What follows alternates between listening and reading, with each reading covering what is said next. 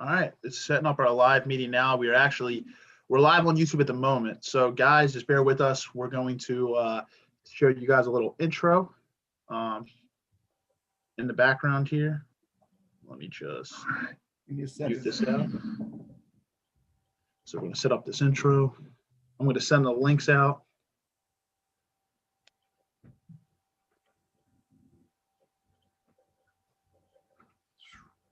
Just my fault by everything, dude. It was just taking forever, man. The phone situation kind of killed everything. Oh, the phone store and either buy a new phone or get this one fixed. So that's why I was a little late in replying. I mean, it's like my phone it's been charging all night and it just charges. It doesn't start. So I don't know what's up with it. Right. No big deal, man. We can talk about that later. Let me see. Out, but... All right. So on this other screen, we're going to share screen.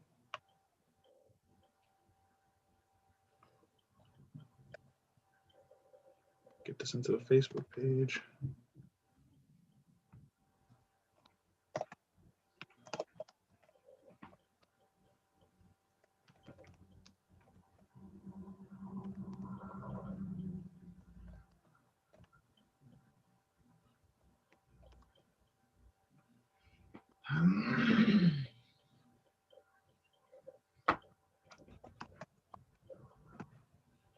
Here we are, man.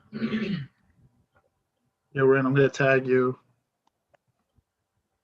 Yeah, sure. Like I said, bro, I'm actually it's easy for me to like look at your messages when I was using another phone for IG and Facebook, but I don't have Messenger, so I was using a computer, and unfortunately my phone didn't turn on yet. I don't know what's going on. It died last night. I tried to charge it. He wasn't charging, and then he just started doing this. No problem, bro. Can you see my screen? Yep, I can screen sharing. All right. I'm going to pull up the intro for you guys. So anybody who's new and tuning in right now, here comes our little intro, and then we're going to get started with our own personal intro, and we're going to bring our guest in. So optimize this. Dun, dun, dun, dun. I'm stuck on that song. The Meek Mill, Up Down Anthem. Hello, everybody, and welcome back to episode 12 of the Locked In Podcast.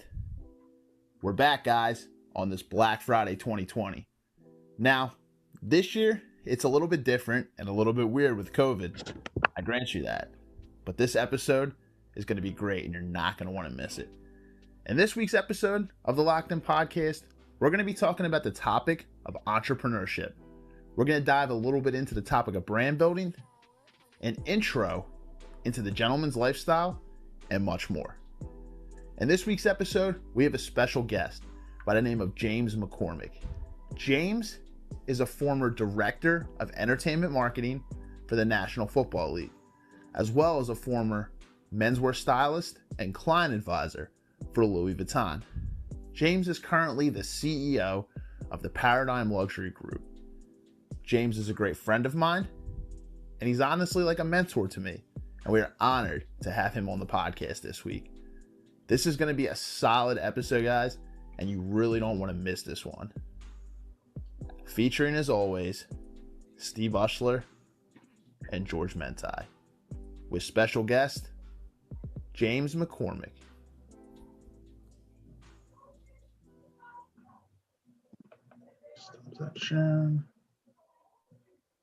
All right, guys, so we hope you liked that intro. Welcome, as you heard in that introduction, to episode 12 of the Locked In Podcast. I'm Steve, and joined alongside me, as always, G-Mac88. George Mentai.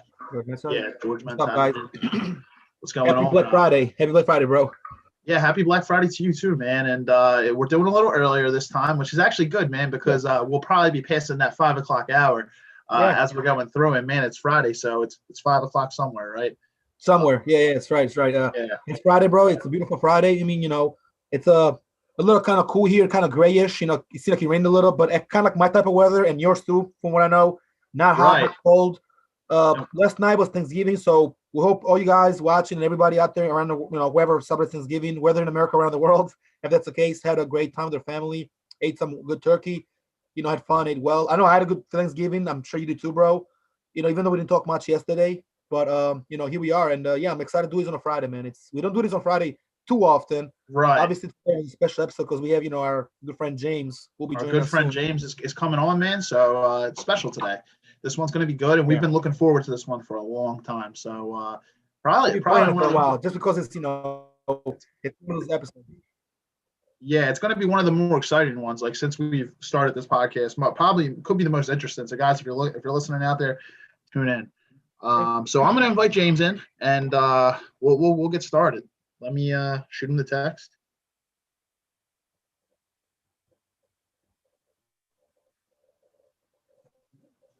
All right, so I just texted James, so he should be popping up shortly, and we'll have my guy James come on.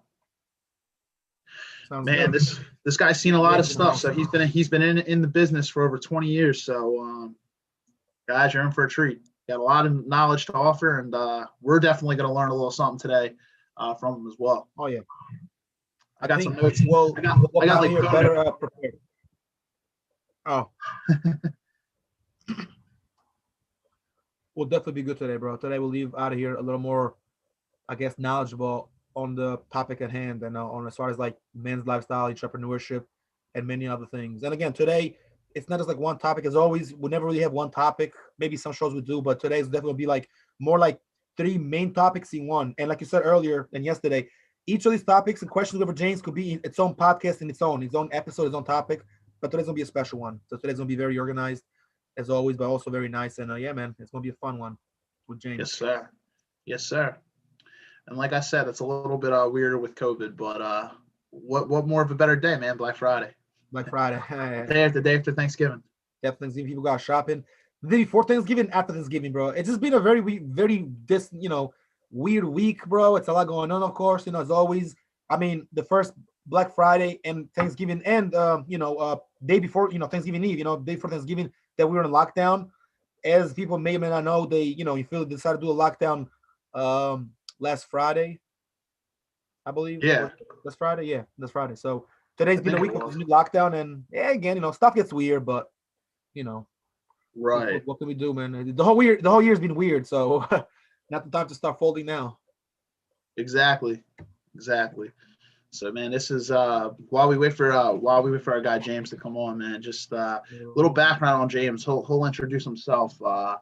He's about to click in now. He worked for NFL Films. He was the director of entertainment marketing for the NFL. The guy worked for Louis Vuitton recently, actually in the last couple of years, as a menswear stylist and client advisor. James can talk about all this when he comes on as well, but he runs an umbrella company. He's the founder and CEO of the Paradigm Luxury Group. James, I know just from you meeting him just a couple times, man, you can tell James is involved in a lot of different things. And, he's a very involved guy for sure. He's always making different types of moves, man, and he's always in other stuff.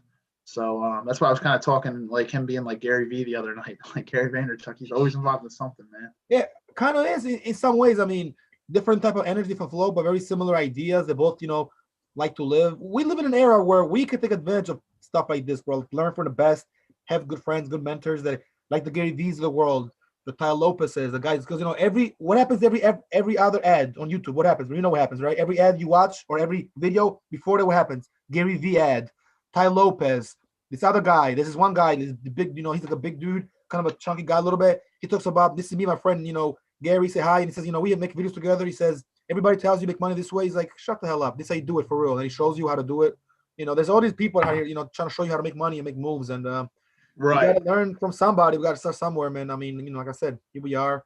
We'll be thinking about this kind of stuff for a while. The whole podcast was kind of one of the reasons this podcast started, because we wanted to make more moves. We figured that at one point a podcast would be good for us and want to go forward. Yes, sir. We want to seem to grow. I mean, we're still at its infancy stages at this moment because there's only episode 12, but we're growing. So yes, sir. We're getting somewhere. Yeah, we are, man. I'm drinking a little apple. It's like an apple cider old fashioned, little something I put together. I was gonna ask you, what are you drinking there? I just had some wine because I just ate a little earlier. I probably ate like half an hour ago. A little later today. So I had some wine, and after I ate, I was like, you know what? Let me get another glass. I said, some red wine. What type of wine were you drinking? Were you drinking like a red or white? No, red. I think it's the Lambrusco, but it was red though. Like colorway. It wasn't like Pinot Gris, which means gray wine, really. Speaking of wine, James is also like a big time. He loves like his drinks and his wines, his cocktails. He always be showing me. So he's definitely knows a thing or two about wine. If you're gonna speak about wine. Yeah, he's definitely involved. Like what I'm drinking is it's just a little bit of apple cider. I'm doing some Woodford Reserve whiskey. Here comes James right now. So bringing my man's in. Let's bring him in. Let's bring him in. Yo, what is going on, my guy? There he is. Hey, what's up? What's going on, man? How you doing, man? Doing great, man. How are you? I'm doing well, man. How you guys doing? Pretty good, man. Pretty good. Yeah, can't complain, man. It's Friday, right? And it's almost 5:00, so can't be doing too bad. Not too bad. Not too bad at all. How was your Thanksgiving, man? Start off. It was wonderful. Spent some time with family in Jersey, and saw my nieces and nephews, two of them at least, and yeah, had a good time. How about you guys? That's awesome, man. Yeah, I just spent it with just immediate family. It was just my brother's girlfriend, my mom and dad. Just kept it simple this year with COVID, but it was still a good time, man. Right. Mine was pretty good too. Just again, like Steve said, had some immediate family, mom and dad, my sister, my brother-in-law, my uncle and his wife did show up for a little bit, but very brief, and kids didn't come through. It was just the nieces and all that. So the usual immediate family. Ate a lot. I think I gained 3 pounds. Look like I'm kind of gaining some pounds there. And I took a walk last night. Oh yeah, I took a nice little walk, man. Like I told Steve, it was a beautiful weather, no cold, not hot, and yeah, it was good. It was a very nice Thanksgiving. Like I told Steve, it wasn't not much going on because everything's restricted, so make the best. Definitely, man. I want to thank you, James. Just before we start, man, thanks a lot for doing this, and thanks for coming on. It's my pleasure, man. Thanks for having me. What are you drinking over there? Here. So I got some tequila today. Okay. And Herradura. Okay. I never had it before. The Añejo. Okay. And I guess before we start, for those of you who, that's a good place to start, actually. Yeah. Because tequila is known to be like just shots and stuff, but it's actually a great sipping spirit. There's like 3 different ones: Blanco, Añejo, and Reposado. The Añejo is probably the most aged. It is the most aged. I think it's 1 to 3 years.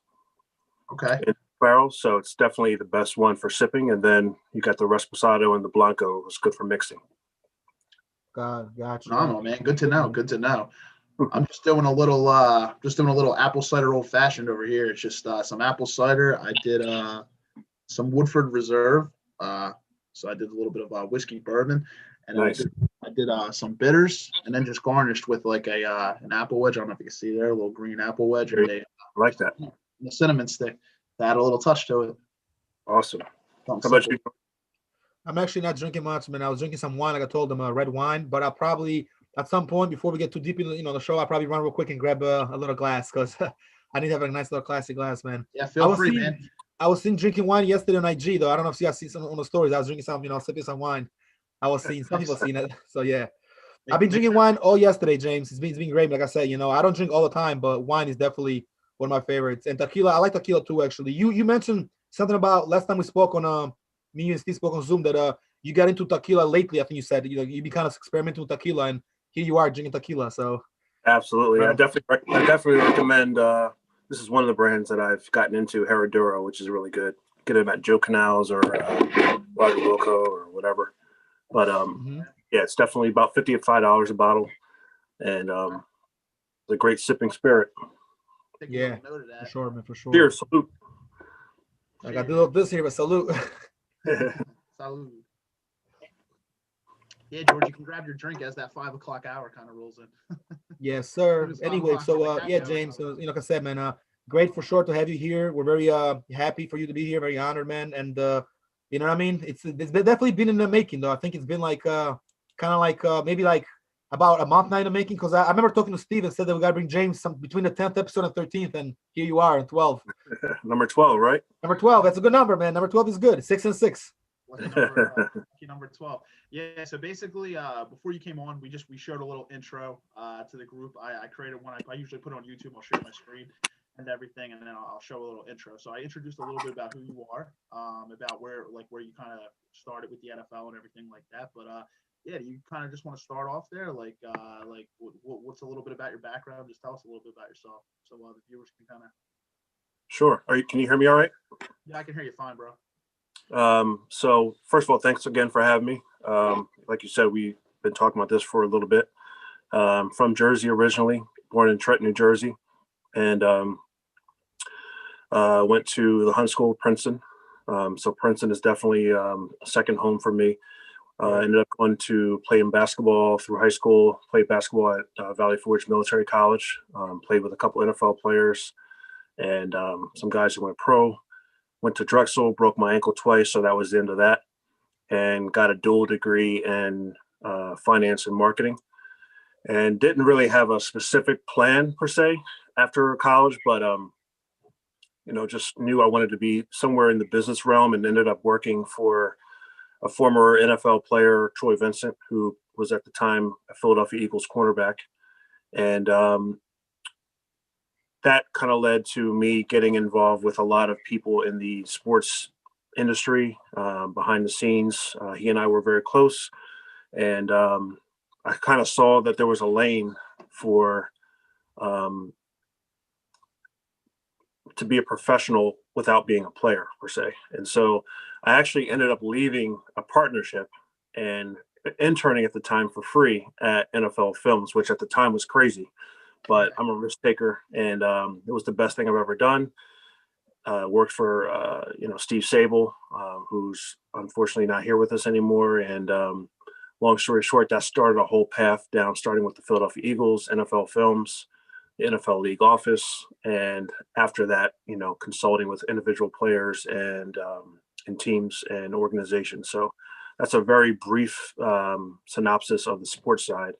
And then right after that, we're actually somewhere along those lines, I got my license in real estate and became involved with that.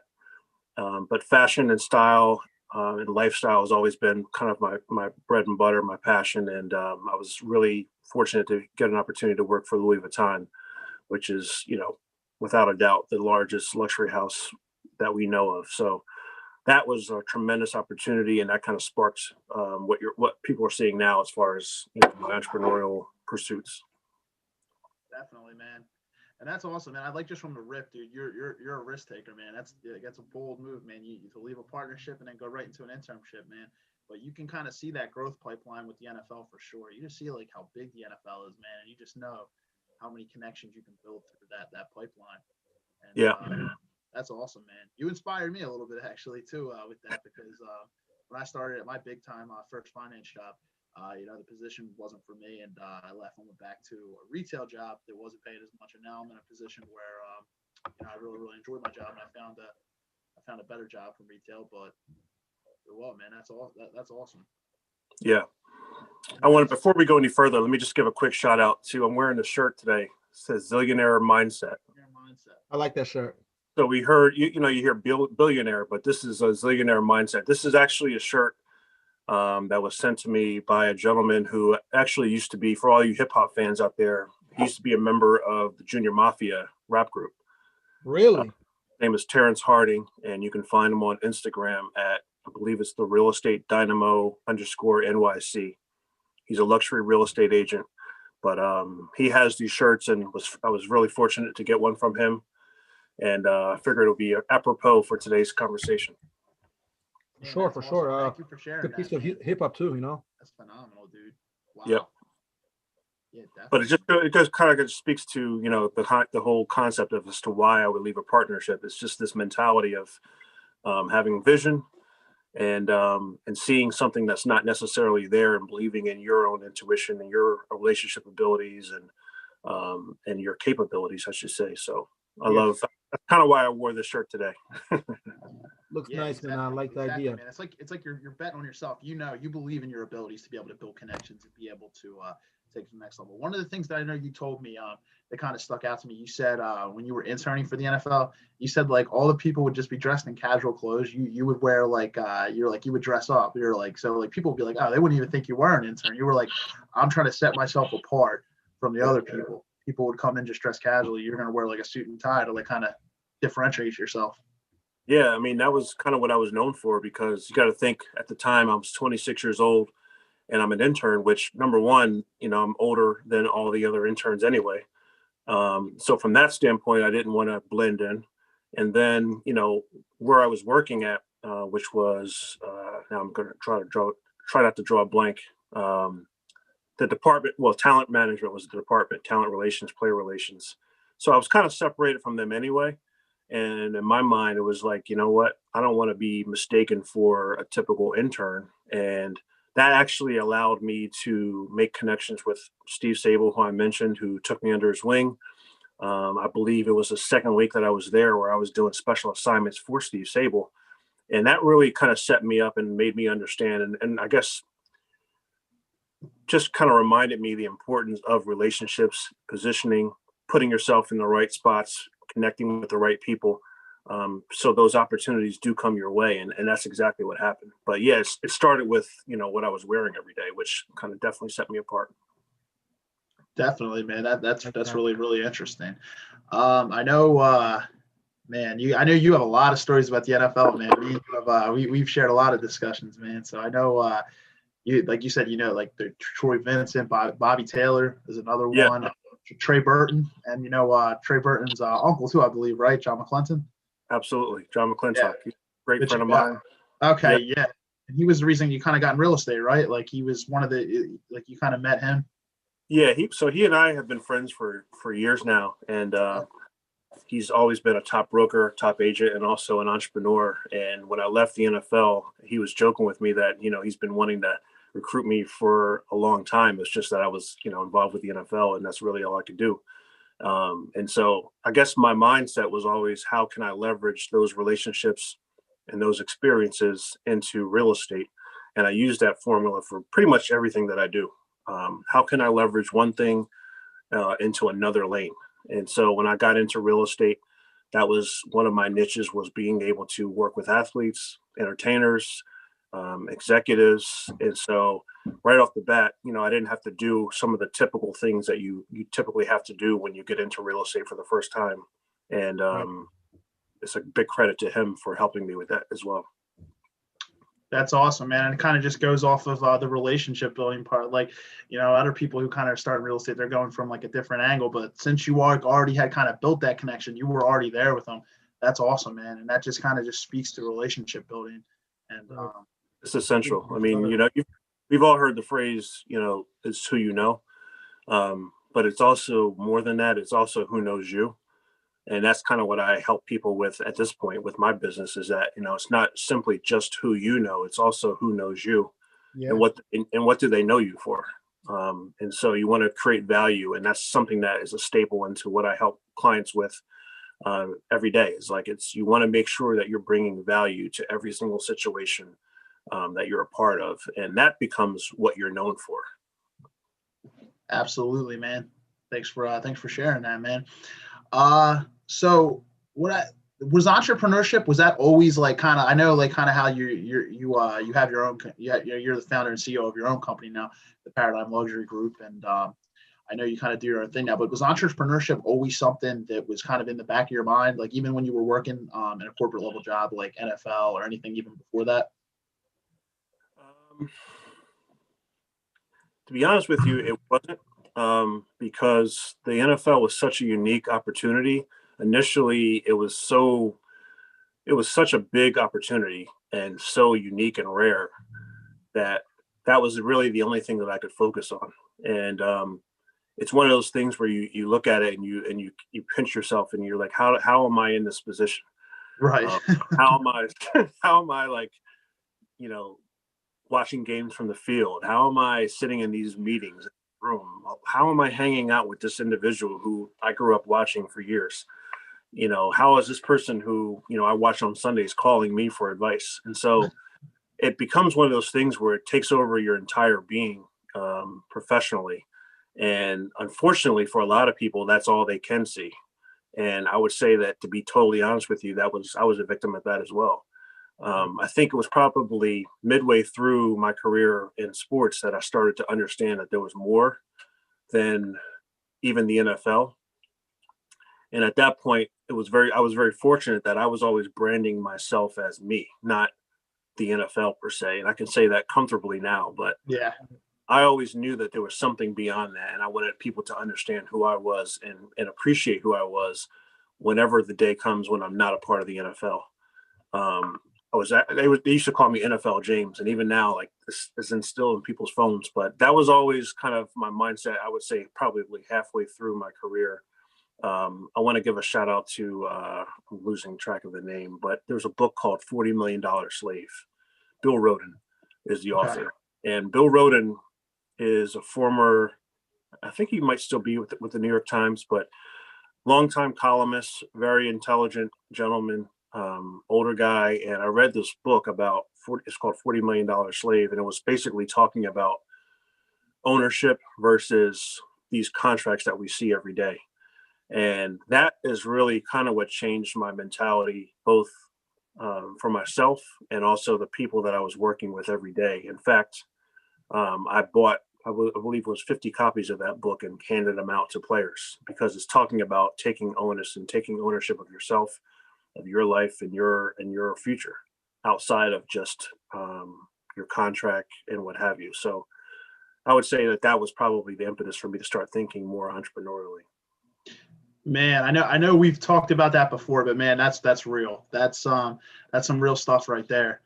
Because like just to think of like putting your name, and even though like I'm not currently an entrepreneur, but I'm an aspirant. I'm someone, I want to create my own business one day. But I think that's the mentality too. It's like ownership, and like that's kind of what, like, when people hear entrepreneur, a lot of times I feel like a lot of people, they're just like, not like, everybody kind of knows you got to work the hours, but then there's people out there that are just like, I'm going to create my own business. It's going to be easier than working like a corporate job, but like, that you have to put the hours in. But when your name is on something, when it's your company, when it's your brand, that passion, it definitely will drive you a little bit harder, because it's your name on it. At the end of the day, you own it. You're not putting someone else's name on the project, but ownership, man, that's some real stuff right there. Yeah, absolutely. It's ownership, and it's also, referencing that book again, it's about power. So you think about the name of the book, $40 Million Slave. How can you be a slave if you have $40 million? That's the initial thought process for most people. Right. But the book kind of highlights about how you're getting that money from someone who has more. So if you're getting $40 million, what are they getting?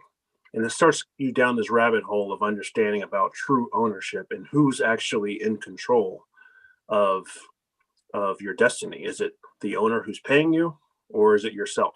And that book, I always say, it totally changed, the way that I thought about myself, the business, and life in general. And I've taken a lot of those elements into what I do every day now. But you're right. It's an important concept to understand.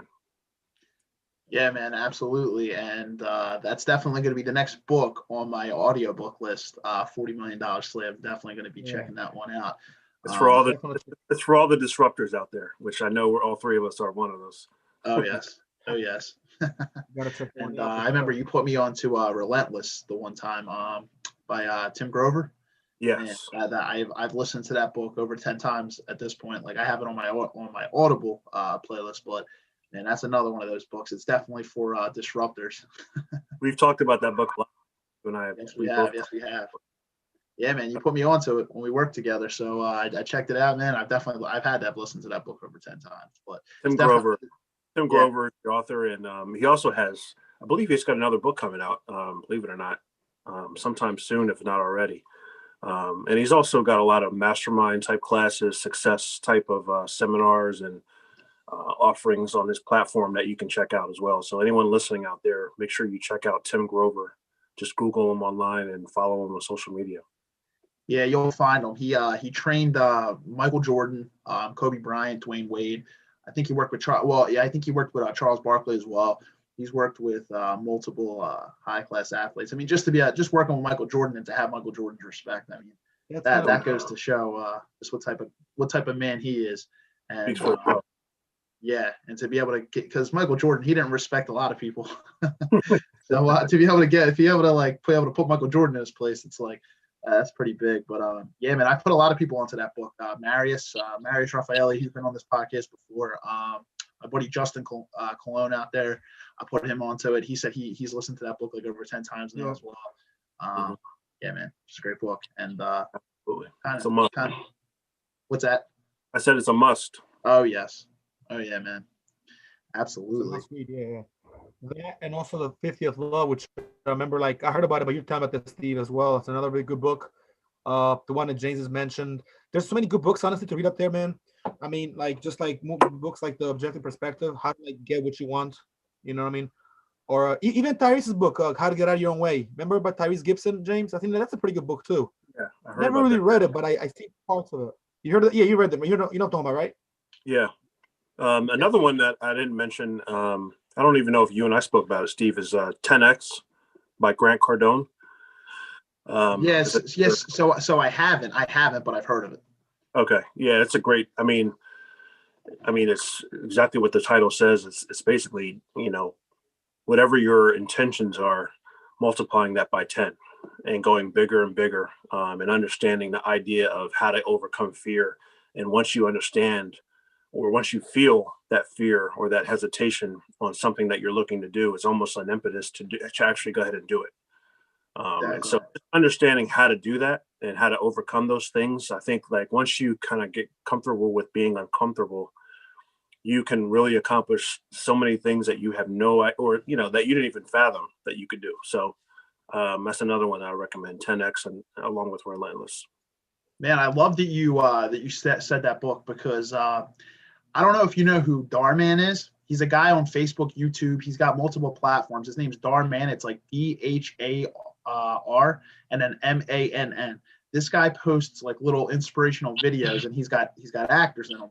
He, in one of his videos, went over the story of Grant Cardone, and at the end, it starts showing off like they have an actor play him when he was younger, and shows how he went through like a life of he went through drugs. He was a drug user and like all these other things, and how people told him you'll never amount to anything, and but it shows how he evolves and he becomes the man that he does, and then at the end, it is Grant Cardone who's actually playing himself, and he's showing his book, like the 10X book and everything like that. So wow. I've seen like a little video on it. The guy's name's Darman, and yeah, it's a phenomenal channel. But he talks about that story. So wow, check him out. Yeah, definitely. So that's funny that you brought that up. That's another book that's on my list. Gotta check that one out. Yeah, absolutely. A lot out there. What's that? I said there's a lot of information out there, a lot of books, a lot of right at our fingertips. Absolutely. It's on your phone these days and online.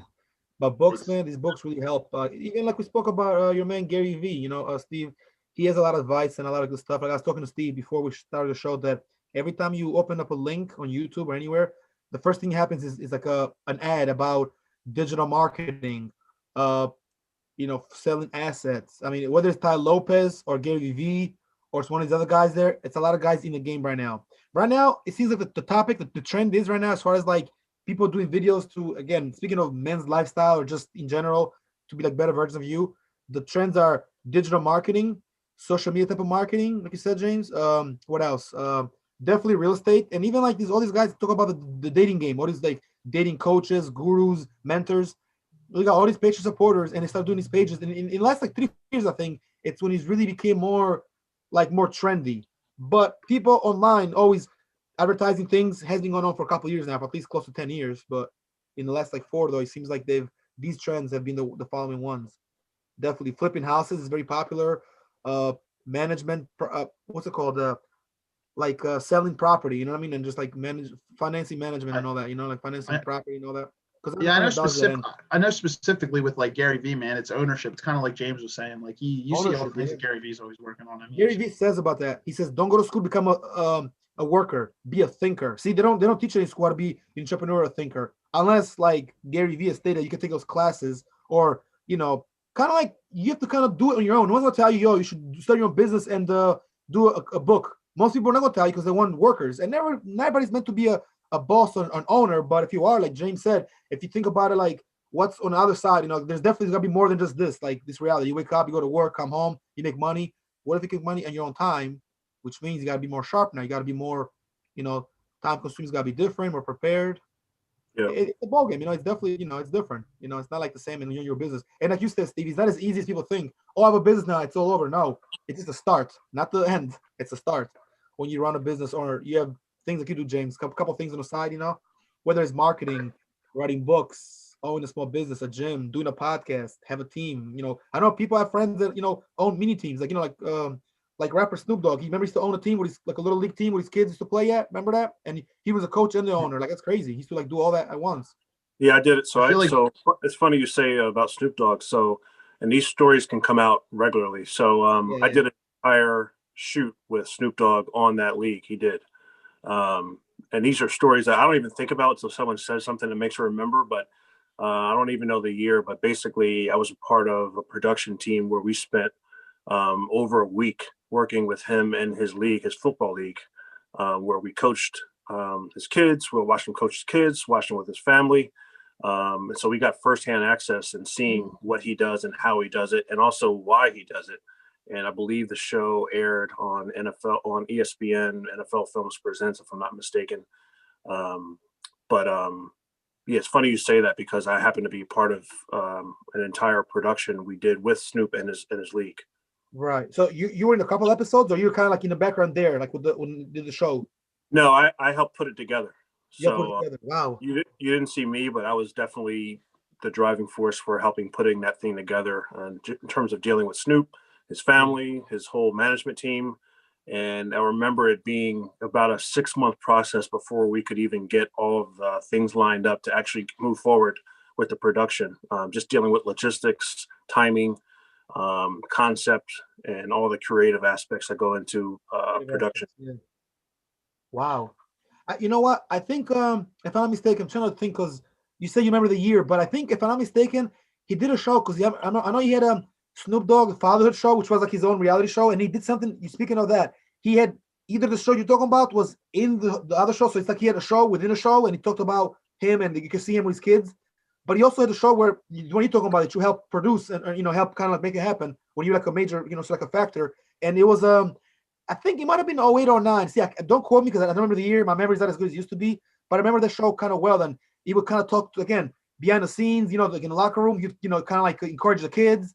And those kids couldn't be more than 13 years old. I mean, they were probably between 12 and 14, 12, 13, around that age. And yeah, man, he was definitely a big motivator. And and Snoop is for those that don't know, Snoop is actually a big athlete himself. I mean, he could have played ball or football, but he chose rap. And I guess Griffin. But yeah, so like I said, I remember the show kind of well, and I remember like him kind of talking about like how he started that, and I remember he had the team way before, but then he kind of like as he got older with it, and he kind of like helped them like achieve some success, and he had on TV of course because it's Snoop Dogg, of course he would have some shows and some stuff like that. He even took his kids to David Beckham's soccer academy in LA, and it was on Snoop's father's show. So yeah, I'm kind of aware what you're talking about there.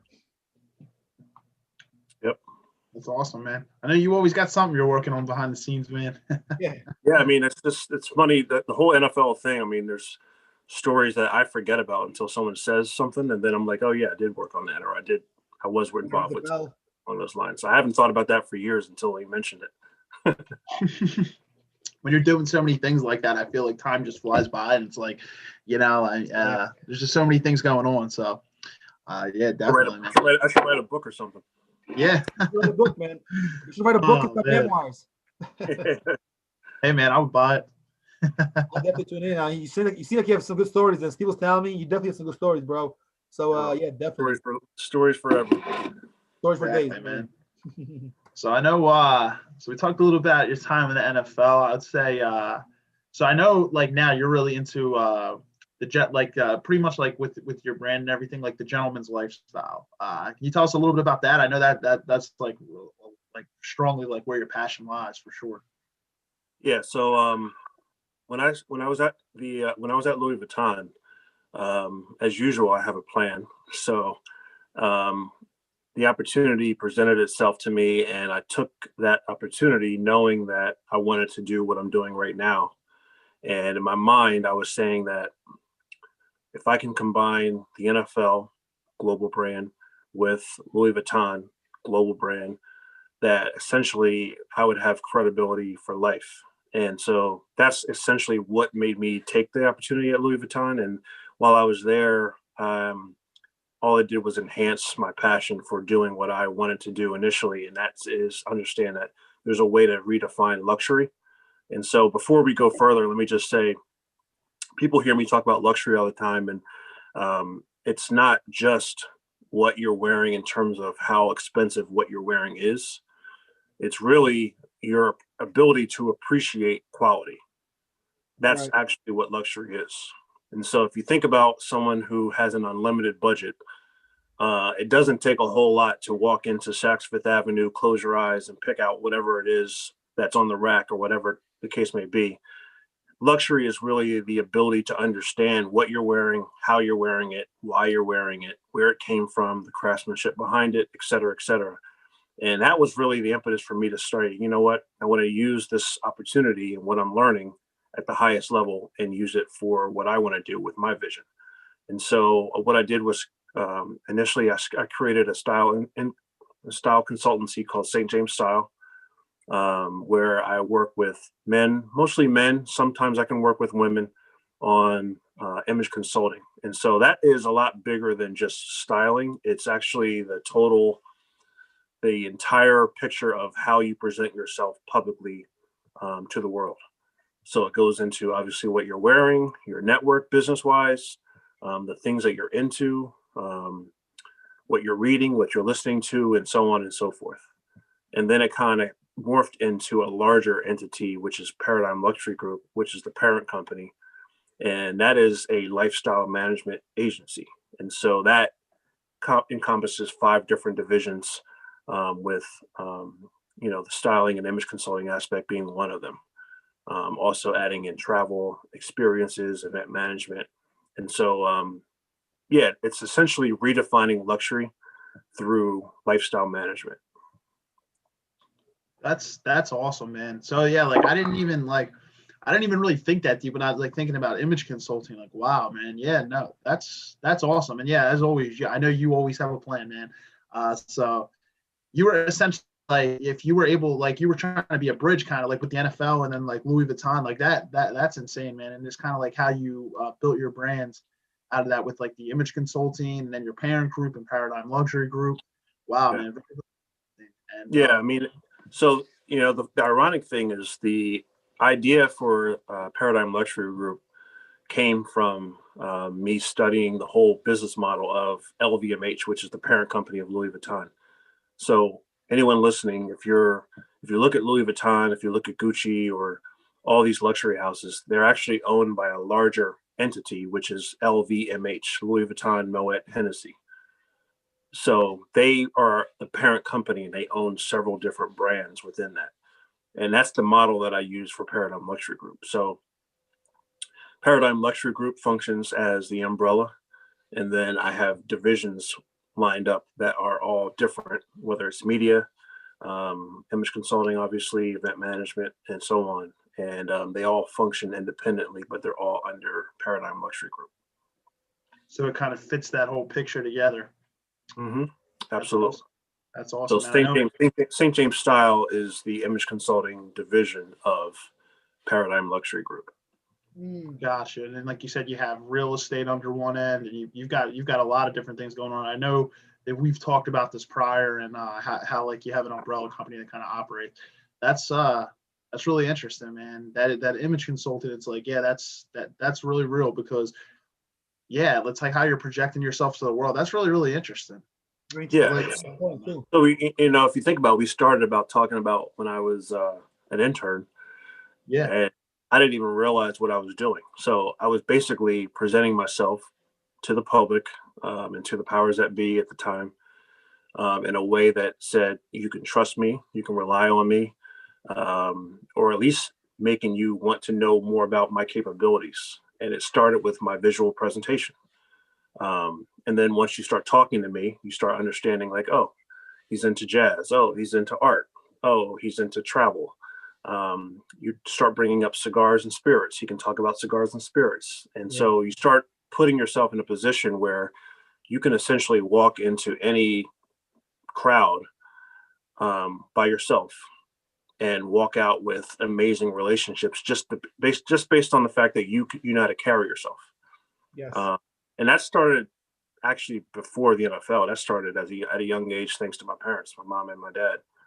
growing up and then going to a prep school in Princeton, New Jersey. And so understanding how to carry yourself in different situations and being comfortable in every single environment, which is the case today, it only helps you in the business world. So I love that, man. It all just kind of goes right back to kind of relationship building. Like if you have like, if you just have a passion for just helping people and just kind of like wanting to just build relationships, it's like you said, like you'll start out like talking about like something like more like formal and like business related. You kind of break it down. It goes, you wind up talking about cigars and spirits, and then you can virtually assimilate in almost like any type of crowd. And then you like when people start to learn and people start to trust, like they learn a little bit about you, they start to trust you. That is where you're able to really, really be able to build connections with people. People start to know who you are. They know that they can trust you. They know that like, because I feel like a lot of people are very, very robotic. Like they're like, I like in like terms of like, like one-dimensional. You feel like you're being fed a script with some people. Like you can tell when some people like really aren't being real. And that's some real stuff right there, because if you can learn how to build connections and honestly just get like people to kind of know who you are, like it's so essential. That's why me and George, we did an episode on networking and just how important that is and being able to build relationships with people.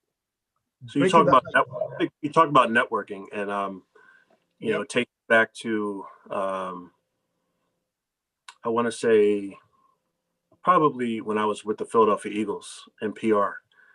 And so, when I had free time, including the weekends, I was spending a lot of time in Barnes and Nobles. Yeah. They used to have all these publications with sports business type of, I think it was Sports Business Journal, which I always read, which was kind of like the Bible of sports business. And this is before social media and all that. And I was literally writing names down of people, what companies they're with, who went to this agency, who signed with this person. And it started becoming ingrained in my mind. And so the more every time I would talk to someone, player, owner, coach, etc., I could have a conversation with them beyond that was a great game on Sunday. And so now all of a sudden you're bringing value and you're connecting with them on a level that most people are not connecting with them on. And so now that you have social media, it's almost like it's not even fair, because I had to do these things before you can just DM someone. Right.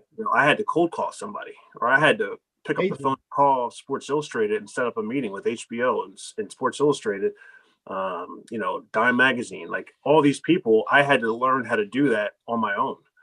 But, if you think about it, I had to have something to say once I got them on the phone.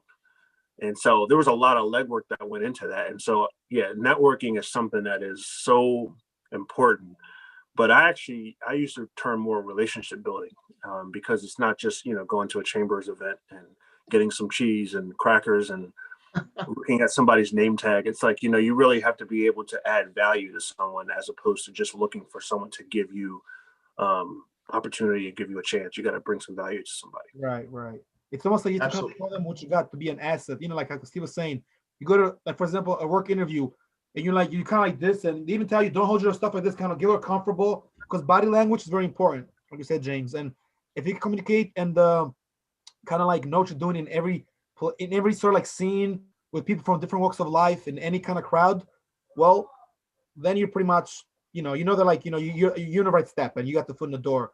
And also, like you said, networking is one thing to kind of light network is one thing to build relationships, because it's taking a little farther than just networking. Now you're networking, but to the point where you'll call them and they might answer right away, or they might call you back. Now you call them and you wait like a week for them to even like reach out to you through a DM or a text or a phone call.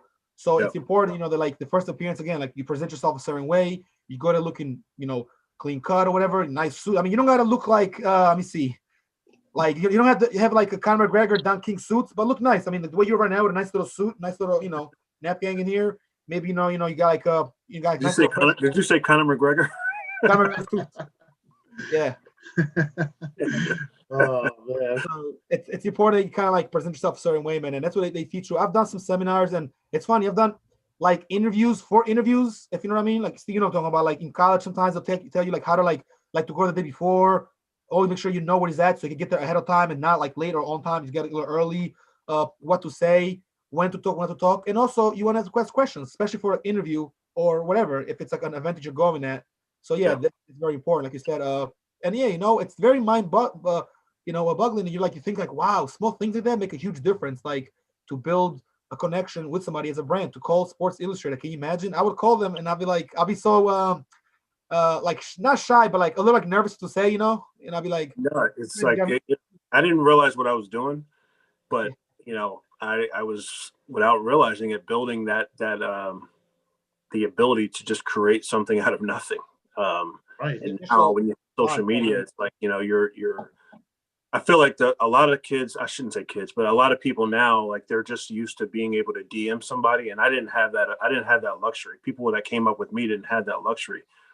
So now, even now that we do have that ability, we're just trained to have something to say, have something to offer, have some kind of value to bring to the table besides, essentially like in music, hey, can you listen to my demo? Like, no, we're going to create our own buzz.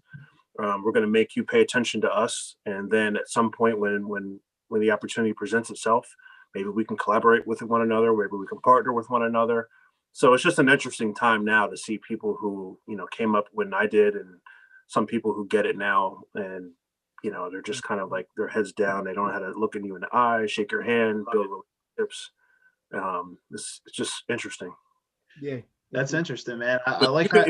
If you can combine the new, capabilities, I should say, with the old school mannerisms and ethics, if you will, it's an unstoppable combination. It really is. Definitely, man. I really like how you broke that down too. Like, just kind of like, response, like both of you guys. I know, James, when you were saying like kind of like the relationship building compared to networking. And that's a great referral, because I feel like networking can also be very robotic. Like you could have a connection with someone, but it doesn't go beyond the office. Relationship building goes, that's in real life. Like relationship, if you can build like a deep relationship with somebody like where they can gain your trust, is very, very important. And you did a lot of that legwork behind the scenes, like you were saying, like just by just reading up on things, just kind of learning. The more knowledge you have, like some of the most interesting people I know, they read all the time and they travel a lot. They're some of the most interesting. That's the best education. Travel. It's the best education. Yep. It doesn't even just mean you got to go out of the country all the time. Because there's people. I'm from Trenton, New Jersey. There's people who haven't left the city, or there's people in Philly who maybe they haven't been to another part of the city. Like it's not just like going totally out of the country. Sometimes it's just like, have you ever been on a farm? Right. You live on a farm. Have you ever been in the city? Do you know how to navigate your way in Center City and Old City and downtown? Like, or are you just kind of stuck in whatever world that you're used to? That's really going to limit you when you come to dealing with someone like myself, because I can walk into any room and be completely comfortable and have just as much to say to that farmer as I do to that coffee owner who works in Old City. So it's really being able to navigate all those different worlds. Can I add on to that real quick, James? It's funny you say that, because that's how I feel too. Like, like I lived in the city, I'm 32 years old. I've been in Philly for about 22 years now. And just when you think you've seen it all, dude, like you haven't seen nothing. There's so much more out there, man. Like I was just at a farm out here, like not far from my house. It's called the Fox Chase Farm. They got cows there and like animals. And it's like you kind of go up the hill. Well, guess what? I've been in this house for about 18 years and I've been in this place many times. Steve knows what I'm talking about. It's right there on Pine Road. Yep. I never really went all the way up to the farm where the house is. I've been about halfway. That rail, bro, like that little route takes you all the way up there. It's like a little fairy tale land. You can see from there. You can see like Pine Road, and it's up the hill a little bit. Small places, just like a different angle of you being there and taking a picture. And whether you share it or not, it's a different story. But you take a picture, you see a different angle that you might not have seen before. You're like, dude, I live here. I know these woods. I know this park. I know this farm or this part of the city or the burbs. But how much do I really know them? I don't know them that much, because guess what? Even though I've traveled and moved around, I haven't moved around that much. Like, so. Actually, this was one of our podcasts, the day of a podcast back in October. Me and my boy went to by the Eagle Stadium, right? They had this dinosaur show exhibition where it's like, fake dinosaurs look real. So they have those prehistoric animals and all that. And you go around, you do a little route, and it kind of directs you on the radio, because you got to put a radio on a special channel. When you leave, you can go whatever, do what you got to do. So we went to University City, and I've been there many times, but it's been a while, and I was like, wow, I really missed it being out here. And my homie, he wasn't sure, because he hasn't been out that much. He's like, yo, I like it here. I'd move up here. I was like, bro, you could, man. I mean, you just got a new job, man. If you want to leave the Northeast, this will be the place to go. I said, I mean, because you get comfortable being in one place all the time. sometimes it's good to live other places, like live downtown, live in Princeton, which is a great city, by the way. I used to work in Princeton with my father. Phenomenal city, bro. It's a lot of money there too, you know? Like, the bottom line is you should move around, man. Don't stay in one place. And if you have any one place, your own city got a lot of places to go. I told Steve, before we got the country, it's going to in the U.S. first. There's so much to see in the U.S. Like, he was to Miami. I'm trying to go to Miami next. Maybe go to Vegas one day. So you got to definitely be, advised. And the more you travel, the better it is, man. Even in a country or in a city, like you said. Yeah. The moral of the story is leave your hometown, man. Yeah. Definitely make sure you get out. Definitely make sure you get out and see. Because honestly, you could go like here in Philadelphia. You just go right up to New York. New York's what, an hour and a half away. The culture in New York, it's not even leaving the country. The culture in New York is so much different than in Philadelphia, and that's only an hour and a half away. You go up to Boston, like the culture is just different around you. It's like, there's so many things just around where you live. Yeah. It's like, I guess to make it real simple for people sometimes, it's like if you always make a left, sometimes make a right, or vice versa. Yeah. You're a Miller Lite drinker, tried and true, that's great. But try another beer, try Modelo, have you ever had wine? Have you ever had this? Have you ever had that? It just gives you reference points to where you can now walk into different rooms, because you have to understand what you're into, everyone else isn't always into. Right. It doesn't mean that you have to suddenly go from a Miller Lite drinker to, drinking tequila.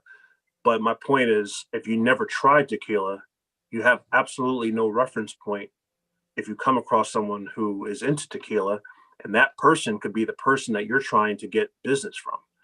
So you have to be at least be able to reference something or have a conversation with something, because otherwise, honestly, you become boring, stale, one-dimensional, and they're going to just turn you off and be like, oh, like I can't really talk unless I'm talking about Miller Lite. I can't talk to you. It's like, that's so important, man. No, that definitely it's such a simple. It seems like a simple thing, but believe it or not, it's not for some reason. Right. And people have a hard time getting out of their own particular comfort zone and understanding the connection between getting out of that comfort zone and having opportunities presented to you. That's a great way to put that, man. Like, absolutely perfect. Like, if you don't try new things, if you're not dabbling in things outside of your comfort zone, just try new experiences. Like, it can be as simple as a beer or food, or it could be like, leaving your hometown. You're not a book reader, or you only read a certain style of books. Why don't you try something else? Like, how are you ever really going to know? Or like maybe something like the clothes you wear, like some things your style, but you've never really dabbled into different types of styles. Like, you're not someone who's really tried a lot of different things. Why don't you try a different style, see how it works for you? Right. So definitely don't be scared to leave your comfort zone. I mean, the only way you'll ever get more confident in life with things and be able to, it's kind of like you said, like have talking points with people. Like, and if you're only into one thing, like you said, like Miller Lite, like the conversation, that person's not into Miller Lite, the conversation will stagnate. It's going to get real boring real quick. That's a great thing. You can't really navigate the world is global. So, and it's becoming more and more global. And so, you can, I have people that I talk to that are in Trinidad, that are in, Australia, just like we're talking right now. It's like, it's amazing how the world has kind of shrunk in that regard. And so people are going to become, ancient and not really anyone needs to tap into if the only thing that they can talk about is in their backyard. So you really got to expand those conversations, experiences, etc. And I help my clients with that as well. So that's something that I'm a big proponent of. That's awesome, man. And yeah, it's like you said, you kind of just become obsolete if not. Like, it just, the more you can talk about, the more you can, I guess, be able to conversate with all different people of all different walks of life. So I'll tell you another thing, maybe you guys can appreciate is, we're three guys on here. So even if you break it down beyond just from the business perspective, for those of the people out there that are, in the dating market or whatever, I mean, as men, it's no longer the time where we do this and we don't do that. We never go to wine. We don't know anything about wine. We don't know about art or et cetera. And that's also going to limit, your market. It's going to, you got to really get out there and understand how to experience different things. Once again, it doesn't mean like it or get into it and all of a sudden you're this art guru. It just means that just experience it a little bit, basically. Like exactly. Learn a little bit, right? Just experience it. You'd actually be shocked that more times than not, you actually end up realizing that, hey, I do like art, or I do like sushi, or I do like this, Right. And those are so many things, like they could be things that we've always limited our mind to be like, well, we don't like that. Or maybe when we were growing up, we didn't like it. But then like, you don't like your taste in things, they can always change. Like that's the thing, like people don't, they stay stuck in a certain way. I feel like as we, especially with technology and everything, like I feel like now we have more opportunity. I feel like a lot of times, like back in the day, a lot of people were very stuck in a certain way, but it's like now with like everything kind of at our fingertips, it gives more people opportunity to experience more things. There's really no excuse, actually. I mean, it really isn't, because everything, the information is at our fingertips, like you said. Obviously, with the pandemic, things have slowed down, but generally speaking, like everything is at our fingertips. Information is at our fingertips. The same way that someone can look up stats for a game, they can look up anything else. So, it just comes down to, I call it intellectual curiosity. Are you curious enough about life to try to understand something beyond what is presented to you on a plate or a silver platter? Exactly. It's like kind of like humility too, because like some people, they think they just know everything. They don't want to learn. They're like, no, I know what I like. I know that, like, a lot of people think that they know it all, and they're not open to learning. And it's like if you're very, very close-minded, it's just, it can limit anything from your experiences with people and relationship building to, like you said, your market. If you're building a business brand, it's going to really limit you if you're not an open-minded person, because you're just going to be focused on what you're focused on, and you just never know what your possibilities could have been. Absolutely. Pretty stagnant. There's no real advantage to not doing it, honestly. No, there isn't, man. It's just like most like personal development books I read, they always preach that. Like it's just try new things, push your comfort zone. You have to. You got to push yourself. It's kind of what the books we're talking about. Relentless, 10x. Yeah. It's a lot of the same messaging. It's like push yourself. Set new frontiers. You did 10 miles, and see if we can do 11 miles, and just push yourself. Exactly. The word that they got one guy I followed, David Goggins. So a lot of people, if anybody who's watching, they like that knows him. His book is his one book is phenomenal. It's I forget what the name of it is, but his big point is callous your mind. Like callous your mind. Like push through. Like things you fear, chase after fear. Go after things that are going to push that comfort zone, and kind of get out. You don't grow without discomfort. I mean, that goes from what we're talking about to, the guys out there who are weightlifters, et cetera. I mean, think about it. I mean, your muscles don't grow unless you stretch them. So right. You could be running or working out, and you're like, oh damn, I think I'm gonna hurt myself. Like it's always, you're battling your mind. Like you could be like, oh, I'm in pain. All right, I'm just gonna stop. Like, but like, because you think like it's like that interior voice inside you. And I feel like on one side you have a voice that's like, it's like, oh, everything's okay. You can take the day off. You can do this. You can relax. And then there's the other voice that's like, yo, man, you aren't doing shit. Like you need to get up and keep moving. Like that's really real though. It's like, it's just a constant battle with your mind. If you can push your comfort zone, if you can learn to essentially callous your mind and get away from that comfort zone and chase after things that you're even scared of, like you'll notice it just builds confidence too. Because then you're like, I'm going after things that I'm scared of. If I can survive that, like, it makes, I feel like, just daily life a little bit easier and makes you a little bit more confident. No, you're right about that. Persistency knocks down doors. Like that's what they're saying. And open-minded, bro, you can't go wrong with that. Like James said, if you're gonna be in the same place, you're gonna be winning, or you think you're doing successful things, but you're gonna stay still, and people are gonna grow. You gotta leave the nest. It's like you're swimming, and you gotta put your feet where there's like you don't touch. You gotta swim a little where it's deeper a little bit. You can't just sit where like the water's up to here. You know what I mean? You gotta kind of like evolve and grow. And for personal development and growth, staying open-minded is very important. And taking, like James said, he's kind of set off the whole show saying you got to be a risk taker a little bit, and you got to go out there. People will doubt you. People say don't do this. People like comfort, and they really don't like change. People don't like change where it's something they're not used to. Like things they're not familiar with scares people. Like people right away, they tuck in right away. No, don't tuck your head in. Go out there and kind of keep doing that. Even me, like a new job. I got a new job and I was very nervous, and it went well. I thought it wasn't going to be really for me, and it did go well. But I mean, I did leave after a year. But guess what? I learned a lot in a year there, though. It's not a year you can just look back and be like, I didn't do nothing. The year doesn't come back. So what you do with experience is very important too, and how you perceive it. Like James was saying, he was in the NFL for many years, learned a lot there. But going into the NFL, he already was, like you're saying, James, your parents taught you, how to like be comfortable in a place, let others talk, listen a lot more, and observe. I think observing is a great way to learn. I mean, the best way to learn, observing. Very important. I'll tell you a quick story about so I don't know the year. I was in New Orleans, I believe. I think it was the Ravens and the 49ers playing in the Super Bowl. And there was an owner's party the Saturday night before the game. I was really fortunate enough to be invited to this party. And I ended up hanging out with none other than, and I realize you guys are probably Eagle fans, so forgive me for this story, but Jerry Jones and his son, Stephen Jones, who are the owners of the Dallas Cowboys. So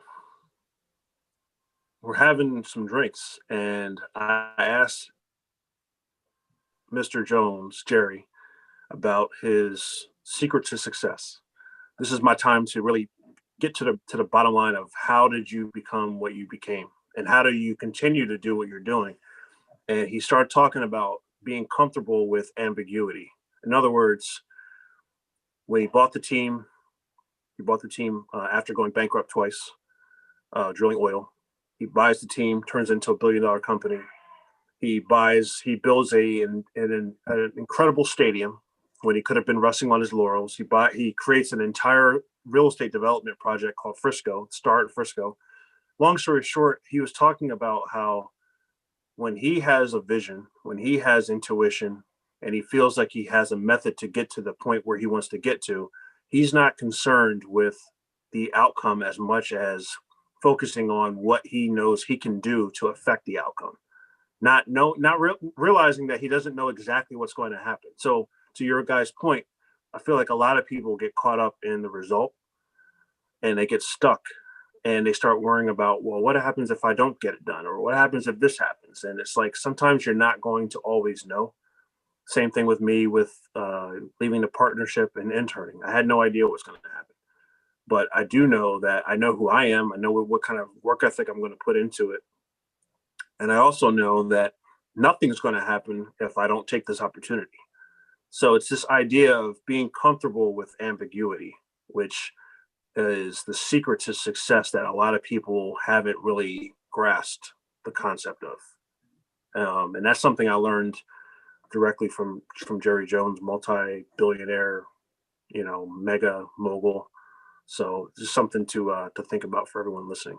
Man, thanks for sharing that, man. I think that's the first time I've heard that story from you, but even over all the stories are shared. But man, that's crazy. Hearing that from Jerry Jones, and basically, I feel like he was just kind of expanding on the fact, like I think like the general, like just in general, what he kind of meant was just you can't be afraid of failure.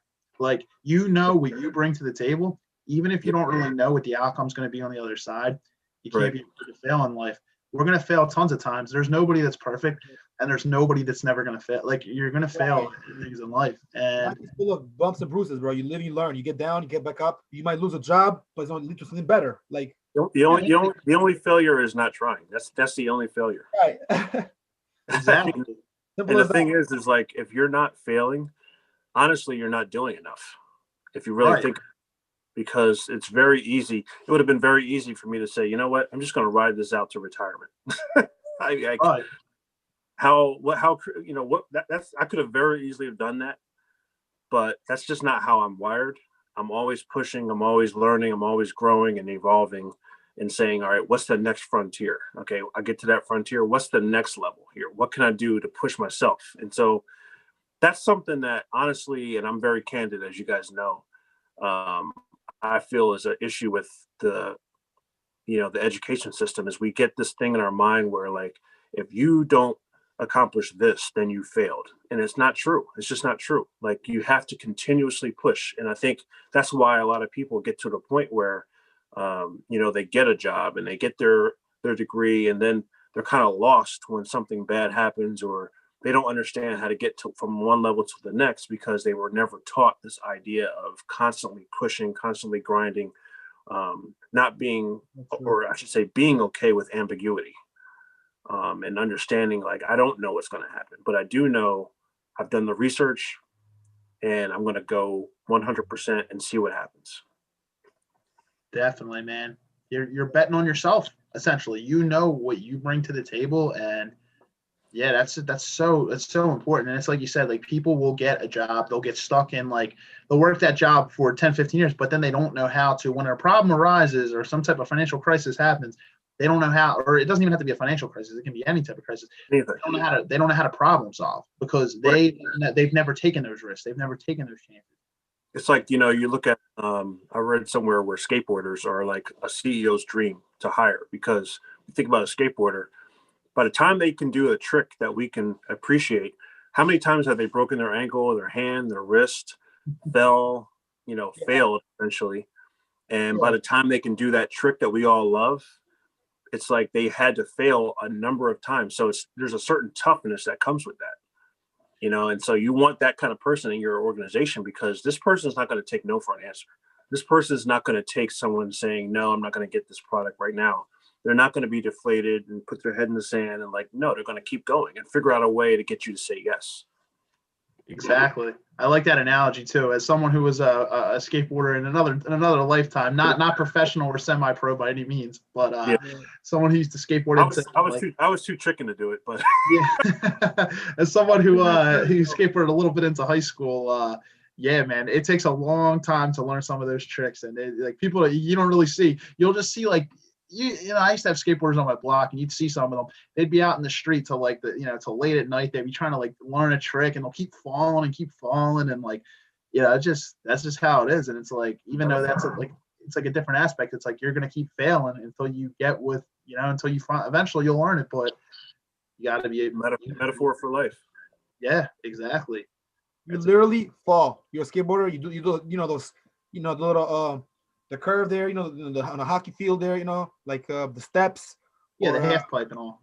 Yeah, and then you probably fall, you know what I mean? You might try to even hit like a little bench, because those guys get up pretty high. So it's metaphorical for basically falling, getting up, and continuing to where now you're stronger. Like, your ankle might not even hurt as bad. Your leg, you're so bruised up. Those guys, bro, completely ripped to pieces and banged up, and they keep going. And same thing with freestyle bikers, BMX bikers. I mean, people that ride bikes. Like, I was telling Steve, I actually fell from a bike in the summer, my first time ever, and I was like, whoa. I said, I was like, different experience, what? But it didn't make me like have a fear. Like, I was scared for like 3 days. The fourth day, I said, you know what? Fuck this. I got the bike and I ran, and I started riding in the night. And this girl that I know told me, wait, you were riding again after you fell like 4 days before? I was like, yeah. I said, why would I live in fear? Because I fell once. I fell because I messed up, because I got a little too carried away. I didn't understand this bike is way too powerful. But if I conquer my fears, if I just stay still and I just ride around, I'll be okay. I don't want to be scared because I fell once, or I hurt my ankle doing this, and now I'm scared for life. Nah, that's just the mind condition. That's what that is. Yep. It's the biggest battle is with your mind, man. It's none bigger than that right there, man. And for sure, man. Oh man, talking a lot about fear and risk taking, but it's tough here, man. You gotta be willing to. You definitely have to be willing.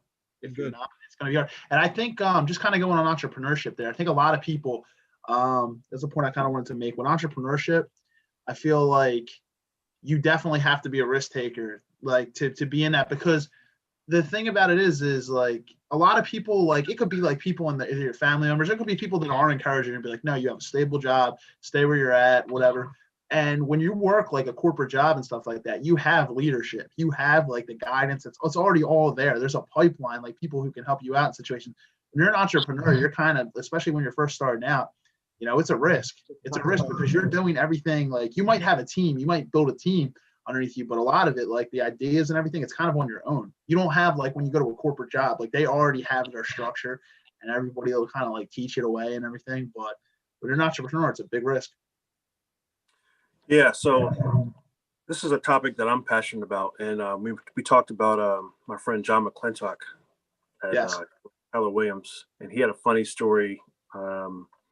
he's talking about his son. I forgot how old he was, but he was saying how he would try to tell his son certain things and like help him not have to go through certain things. And his son was saying, you know, Dad, sometimes I have to learn the hard way.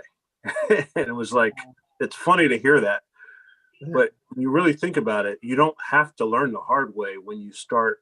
We talked about listening and the importance of listening as opposed to, you know, listening more than you speak and observing more than you speak. And so speaking from someone who's worked in corporate America, now an entrepreneur, I try to stress to people, first and foremost, there's nothing wrong with working for someone, number one.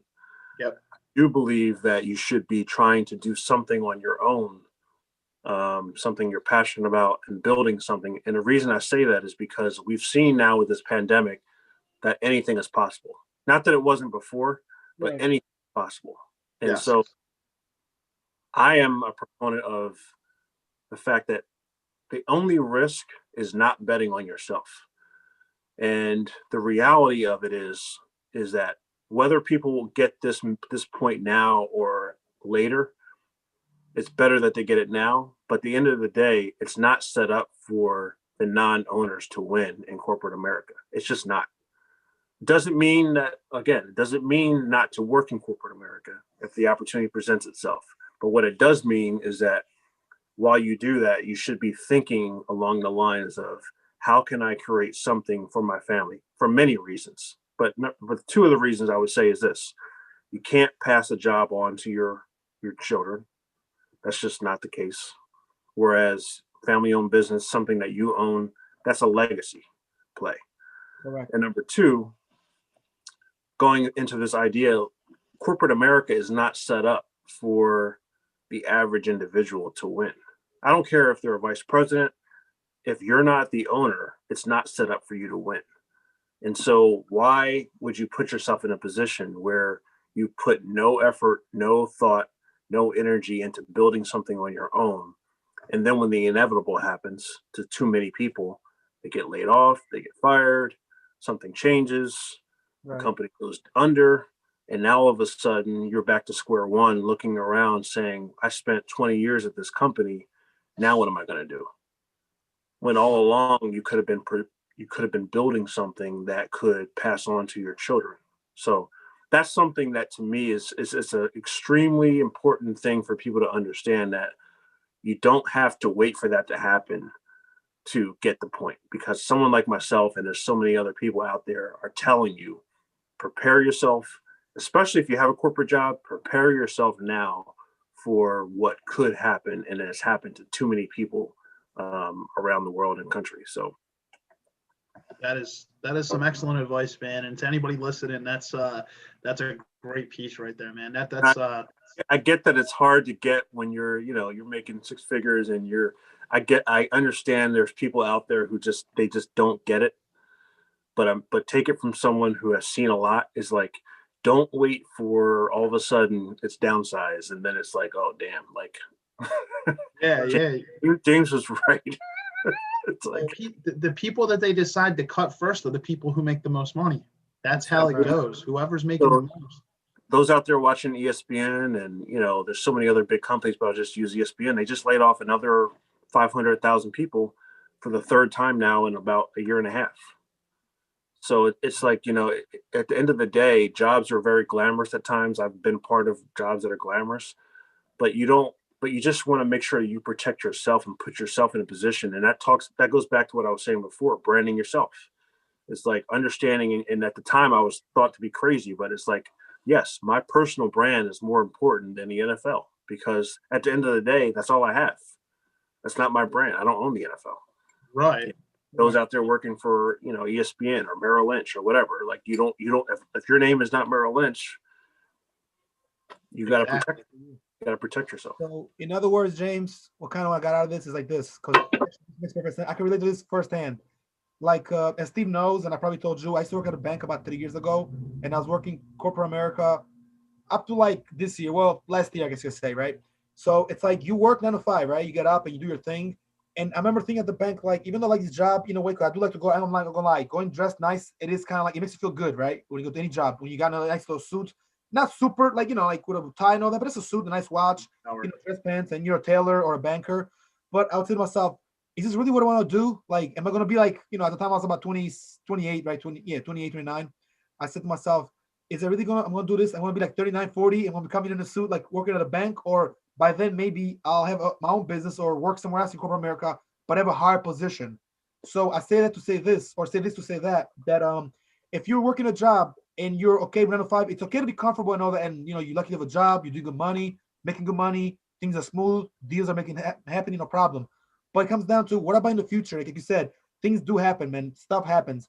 What are you going to look at yourself like? If it's been like 5 years and you're going home, but when you go home, all you do is go home and then you play your video games and you chill, you go out a little bit, you sleep, you play, you told your girlfriend.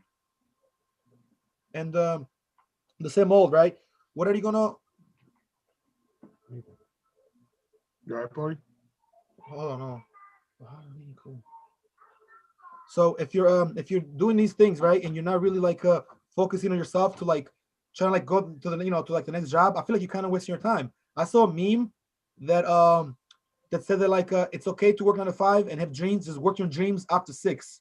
And I was like, wow, I like that meme. I remember coming from the office, dude, and sometimes I'll be so tired, I want to just like sit around and sleep, and just my mind wouldn't let me be like, no, you gotta like do something because you're working here. In a day, at night, you should be looking for a job without no one even knowing, or not just a job, but like something more sort of like that you're going to be more, more permanent, more full-time. Even though I had a decent job and it was full-time, I was making good money, benefits, corporate America. What could go wrong, right? Well, a lot could go wrong, man. So I had to look for something of my own, like start my own brand. And I didn't know how to start doing it at the time. I kind of wasn't sure, I was less experienced then, in like 2017, 2018, I was right after college, 2016, I got a job. And like you said, James, it wasn't exactly what I had to do, but I'm like, is this really what it's going to be like? And I said to myself, the way they teach you in school, it's definitely not the way it's going to go in real life. And it's definitely not what you think in your mind. But when you're in school, you listen to your teachers and the professors because you're trying to be a good student and learn, and you have this hope. When you get up, it's not totally the opposite, but it's definitely not like the way you think it is when you're in a classroom trying to think about big time goals. It's a little different. No, not at all. I mean, and this conversation, frankly, needs to happen in schools. I won't get into my entire opinion about that, but sure. I will say this is that I feel the schools do a disservice to the students, particularly if you think about how much money you're paying to go to college and universities, and you're not being set up properly for the real deal, the real world, and how it actually works. And so if you're anyone who has an inclination to be an entrepreneur, obviously going to school is important. But also understanding that there's a lot more you need to learn that's not being taught in school, because at the end of the day, they're teaching you to be a worker. They're teaching you to work for somebody. They're not teaching you how to own something. Yeah. And that's a huge, huge difference that people really need to start grasping, and not waiting until they're 20 years in and saying like, I wish somebody would have told me that. Right. These kinds of conversations are the purpose of that. And that's what I'm not shy of doing, is like being real with people and saying like, look, if you can get that job, get the job. But all I'm saying is prepare yourself for what unfortunately happens to way too many people, and do yourself, even if everything went perfectly fine. You had a 30-year career as a president, vice president, etc. Even in the best case scenario, you still can't pass a job on to your children. Right. So even under the best case scenario, it's almost like you're doing your kids a disservice if you're not even attempting to prepare them or prepare yourself for something that you can pass along to them. Everyone thinks that like there's only a certain amount of people that can have a family-owned business and something they can pass along. No, it's that they've been conditioned that way. You can do the same thing too. Exactly. Stephen Jones, I mentioned Stephen Jones. Stephen Jones is going to be the next owner of the Cowboys. Hopefully Jerry Jones is around for a long time, but when that day comes and he's not here, guess who's going to take over? His son, because he created something that he can give to his son. So important, man. I think that COVID can kind of even teach us that a little bit more. It's like, like so many people who were laid off. Perfect example. If you had something on the side that had your name on it, when you get laid off, like you still have what you own because you're an owner. Like, it's so important, man. It's like, even if it's just something you're passionate about that you can pass on, and maybe even it doesn't make like a ton of money, like it's just something. Like, there's people that start like small time podcasts and they monetize them, and after they get like a certain follower, and they just have something like, yeah. It doesn't have to be a big corporate business that you have, but you should always have something that you're passionate about, like you said, and that you can like put your name on and pass on to, you know, if you're going to have kids, you're going to pass on to your family. I mean, I personally feel it's selfish otherwise. It's like, yeah, you're limiting. I have a daughter who's 8 years old. Like, to me, it's like I would be doing her a disservice. And it doesn't mean that everything is going to work out. Maybe it doesn't work out. But to me, it's like I would be doing a disservice if I wasn't even trying to do something that I could hand to her and say, hey, look, you don't have to work overnight as an 18-year-old girl. And now this is something that dad created all this time. So that's why I'm so adamant about it and so visual about helping people understand, like, hey, like, there's no time to waste. Like, we don't have time to fool around and just kind of coast and wait for the weekend and all that. Like, let's start building something, create something, and see what we can do and help each other and help our families and help the legacy at the end of the day. Correct. Exactly. Wow. And it's like you said, nobody's putting down like 9 to 5s or like any of these other type of corporate jobs. We obviously need people in those positions. If everybody was an entrepreneur, the world, we wouldn't have people to like work the job. And like, as long as you really love what you do, you have a passion, but it's like you said, you should definitely try to put something on the side where you can put your name on. Absolutely. It's just so important. And obviously you need to work, you'll have to work a 9 to 5 or whatever you got to do to build your business from the start anyway. If you're trying to generate capital, you're going to have to start somewhere, but for sure. But having that plan and that back of your head, you know, and that vision, I guess, because you know, one of the first things you asked me was like, when did I start thinking entrepreneurially? And it was like, I didn't realize what I was doing.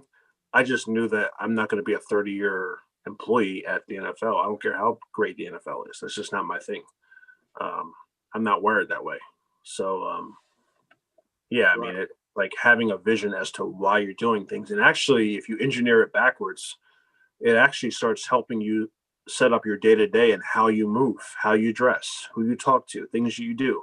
Maybe I don't BS people on my lunch break. Maybe you know what I used to do at, I remember at NFL Films, there was a guy named Barry Walper, who was the CFO, Chief Financial Officer at NFL Films, very important, powerful guy.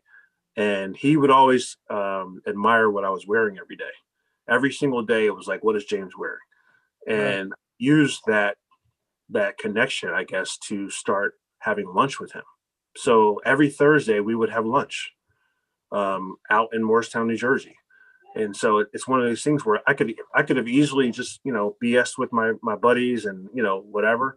But I was very serious minded and said, no, you know, every Thursday I'm having lunch with Barry Walper. Every Friday I'm going to have lunch with Steve Sable's assistant, and start getting into those those networks and those circles. And conversely, I knew if I know them, then now they know me. So now when things are coming down the pike, who are they going to think about? They're going to think about me. Exactly. That's so important, man. And I feel like it's something that's just not talked about. Like, people always, it's kind of reiterating back to the beginning when you talked about, it's like people talk about who you know. Yeah, but do they know you? Do they know you? Do they see you? Do they think of you when when things go awry? Like, you know what I mean? Important. Very important. And that just leads to relationship building and staying structured. Like you said, you're like, I'm going to be having lunch with this person on this day. And there are you'll see like a lot of people on their lunch breaks. Like, it could be in a corporate job. Yeah. A lot of them, they just want to BS around, you know? They're fooling around. They're honestly wasting time. Exactly. So Justin Bieber, of all people, he has a manager, Scooter Braun. I'll never forget, I read something or saw an interview with him talking about relationship building. And he was saying how, you know, a lot of people reach out to him and say like, hey, how can I get into the business? Blah, blah, blah. And he said something that I'll never forget in terms of your personal network is the network that you need to use to get to where you're trying to get to. In other words, if you're trying to get into music, for you to sit there and rely on sending emails to Jay-Z, Diddy, whoever, you know, whatever the percentage is that you're actually going to get a response and get some help, that's pretty remote. But if you surround yourself with people, if your personal network are people who are like-minded, ambitious, business-minded, accomplished, trying to do what you're trying to do, that becomes your network. So when one person makes it, that becomes your network. So going forward, I know who you two guys are, right? So if the fact that you know me, going forward, if there's something that I can do to help you further what you're trying to do, you don't have to wait to reach out to a Jay-Z or this person just because they're known, because when you think about it, those people are only going to call the people that they know. So the question becomes, who do you know? Exactly. It kind of goes back to that whole old adage of, the 5 people you spend the most time with. And unfortunately there's times where you got to make hard decisions, because it's like, look, I'm going here. I love you guys. I'll see you when I see you, but I am going here. And I got to spend more time with this group, because this group is going to help me get to where I'm trying to go. And I can call those people and not have to rely on calling, Warren Buffett or Jay-Z or whatever. Like, find your Warren Buffett in your own network. Good point. Exactly. That's so important, man. And it's like, I know me and you have talked about this one too when we worked together. Like Maverick Carter and LeBron James. There you go. They were a huge. Him and his boys were a circle. And it's like, when once LeBron made it, he didn't just like give them a favor and put them on. Like, he paid for these guys to go to school, to learn business. It's like, like that's like they built their connection like from like the beginning. Like Maverick Carter, that's LeBron's boy to this day. He's like, he manages like for him, and it's just it's important. Build your connection early. And it's like you said, like reaching out to Jay-Z. What are the odds that you're gonna, get a response from someone? What are the odds they're gonna look at your email? Yeah.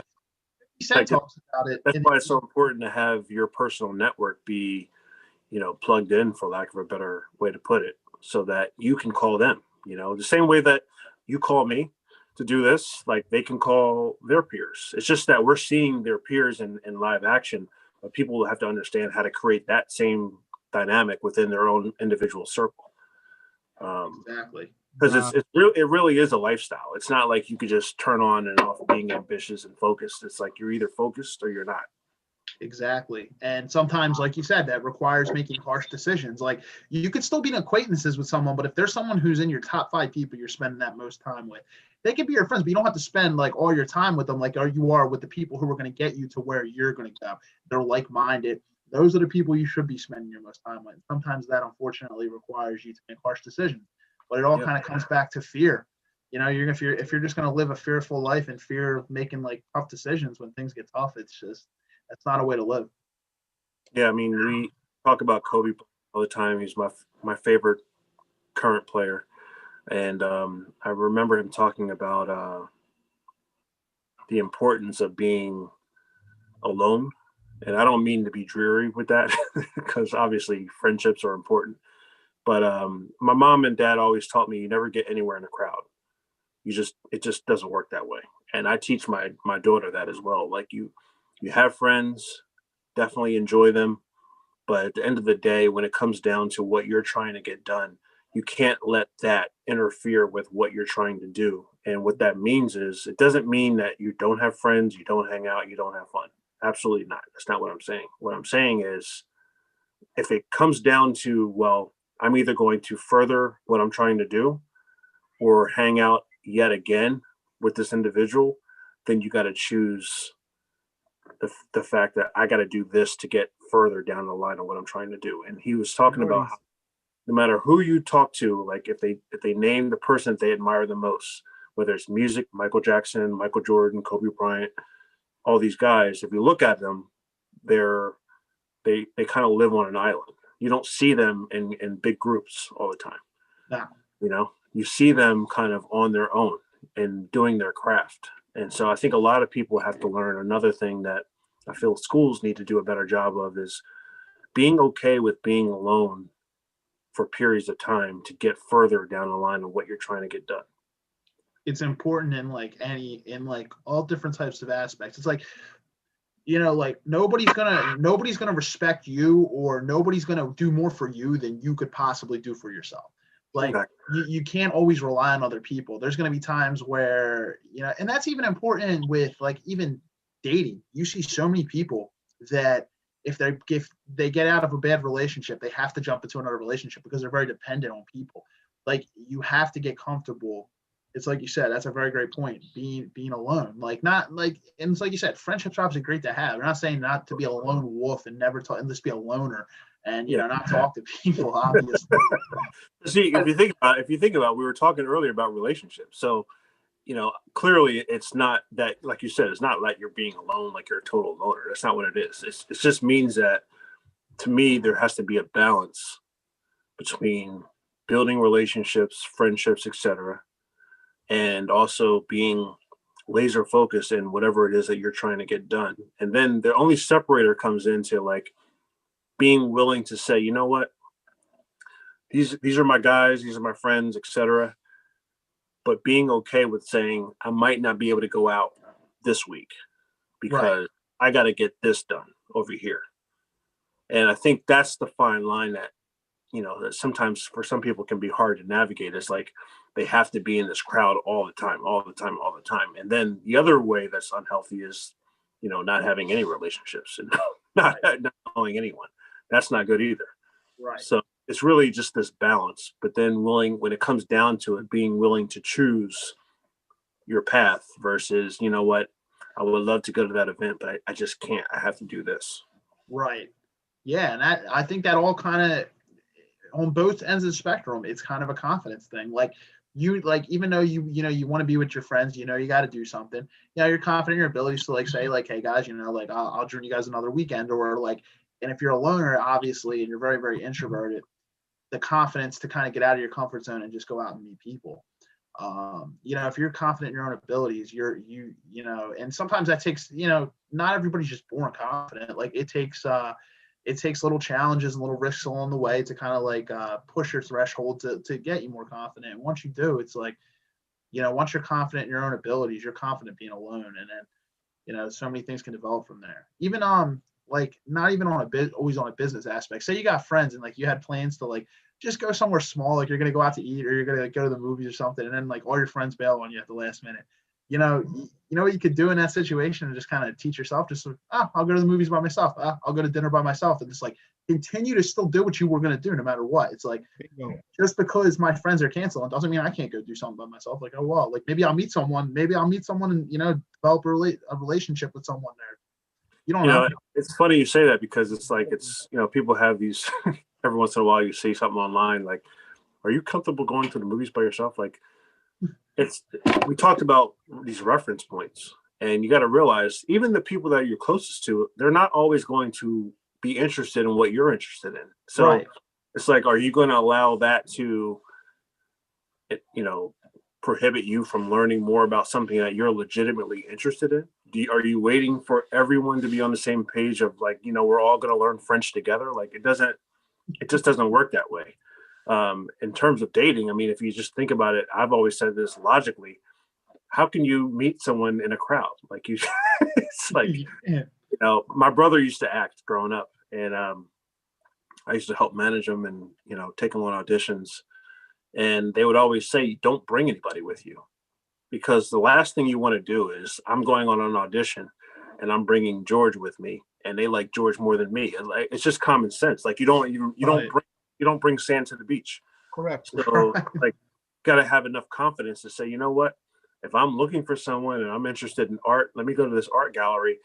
I don't want my crew with me necessarily. I want all my boys coming right behind me. Exactly. You want to date with a bunch of your friends, just you and a girl, You know what though?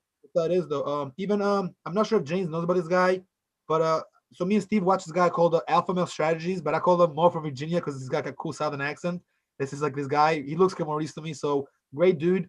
He talks about helps men how to like basically be more of an alpha and deal with like situations dating with women. But here's the thing, James. Problem is that, and Steve knows very well what I'm talking about. A lot of these kids out there, and I say kids because a lot of them are kind of younger than even me and Steve, but also could be our age and possibly even your age. People on that, they got his page where it's not his page, it's not this guy Mo from Virginia's page or FML Strategies, but is based on his page, right? And it's on Facebook. And all the guys talk about there is, yo, bro, so if I text her, she texts me back, what does that mean? In reality, I wrote a comment one time, I said, you guys took every status is about how to get a girl, get women. I get that. That's the kind of the point too. But alpha male strategy stresses that be on your purpose. The number one thing is to be an alpha male is to be your purpose, to make your life worth, like I said, be valuable, worth something. Not about, oh, does she like me or not? Am I gonna get this girl? Am I gonna do this and that? You have all these unrealistic setup, thoughts in your head, and you're not doing it the right way. Like you're not taking your time to knock goals down, do what you gotta do. Women like a guy that knows what to do, a guy that doesn't always hang out with them and says, okay, I gotta go now. You take her on a date, but the next day you're not always available. They like you more that way. And that's just kind of like, not to go in that kind of realm, but that's what it comes down to. Alpha male strategy says the same thing you said, James. He said, be okay being comfortable alone on your own. It don't mean that you're like Tom Hanks in Castaway, in an island by yourself there, like no one's around. But that means that you're okay to be in your own. Like, and I've seen it in my own. Like sometimes when I'm just by myself, I get kind of bored, dude, because I like people around. But I say to myself, okay, well, I'm kind of the man of the house right now. Like, you know what? Screw this. Like, I'm gonna do my own thing. I'm gonna do some research, maybe practice the guitar or learn some new words in a language I want to learn, or possibly just watch old TV too. Something just kind of laid down. I'm not gonna waste time, but I'm not gonna be here like, oh my God, I'm so bored. I gotta call these people. Yeah, I got time. I can make some phone calls, important phone calls, possibly call some girl up or something, and make a phone just, to talk to somebody, just, to conversate. But then I'm gonna get done what I get done. There's nothing like being your own, bro. Having your own time, dude. No one can bother you because friends don't bother you, but at the same time, you lose focus when you're in a big crowd, correct? So you want to be. No, absolutely. You have to. I mean, we talked about Gary Vee earlier, and Gary Vee talks about how you have to have an FU mentality. When the sooner you can get that mentality, the better off you'll be. Is saying like, you can have your friends, but you got to get to the point where you're like, you know what? The fact that you don't want to do that, that's fine. But this is what I'm doing. Right. I'm helping my daughter, who's 8 years old now, understand that concept and saying like, just because they don't want to do that particular thing doesn't mean they're not your friend. And it also doesn't mean you have to go along with what they're doing at that particular time either. Like, it's okay to separate sometimes, to say, oh, all right, you go there, I go here. We'll connect again when it makes sense. That's awesome, man. She'll learn a lot from that too. Like, I wish I had someone telling me that when I was like 8 or 9 years old. Yeah, I know, right? It's like you can learn a lot. That's the thing, bro. I'm telling you, that's a problem. Hey, James, I gotta be honest, man, because you brought up an excellent point. And again, your daughter's 8 years old. She's got a lot of time. They're the future right now. If you can teach them that at a young age but kind of like in a cool, sort of playful way, like you can play with your friends and all, but be okay on your own. Because a lot of kids, believe it or not, they're at age, they're okay on their own. They play on their own. I was kind of on my own too, growing up, like when I was 8 or 9. But I also was blessed with a lot of friends, and I grew up in a couple countries before I came to the U.S. Now I'm at a point where, and Steve knows me for a couple of years now. He met me when I was like 26 or 27. Back in the day, dude, I would be like, I had to go everywhere, and my friends would go in. If I missed, I feel weird. I feel like if I stayed home, I was a loser and all this. Now it's the direct opposite. People want me to go out, and I'd be like, dude, I just don't have the feeling that. I just don't feel the same going to the club, like Xfinity Live, as I did 6 years ago. Not to say that I don't go out anymore, enjoy myself, and still go out. And I mean, I still party sometimes, and I can still be the life of the party or quote unquote a party animal. But you're not gonna see me out there every weekend like I used to when I was like between 21, I want to say, to about 28, 29 maybe. It's just a little different, man. I don't know how to explain it, but if you guys, I guess you guys can feel me. It's just like my boy hit me the other day. He's like, yo, bro, what's up? He called me like damn near 1 in the morning. He's like, what are you trying to do this and that? He's nothing to do. I was like, bro, I'll be honest, I wasn't trying to even go out. I mean, I know that I said I know the after hour spots, but don't mean I go there all the time. I said it's today's Thanksgiving. I got a big podcast coming up. I got to do work from my other job from home. I got to even clean my office. I said I just don't think I can do it. But we had a good conversation on the phone, and just that conversation, it was damn near half an hour. It could have been a podcast in its own because I was dropping some knowledge. He was calling, asking some stuff too, and we had a good conversation.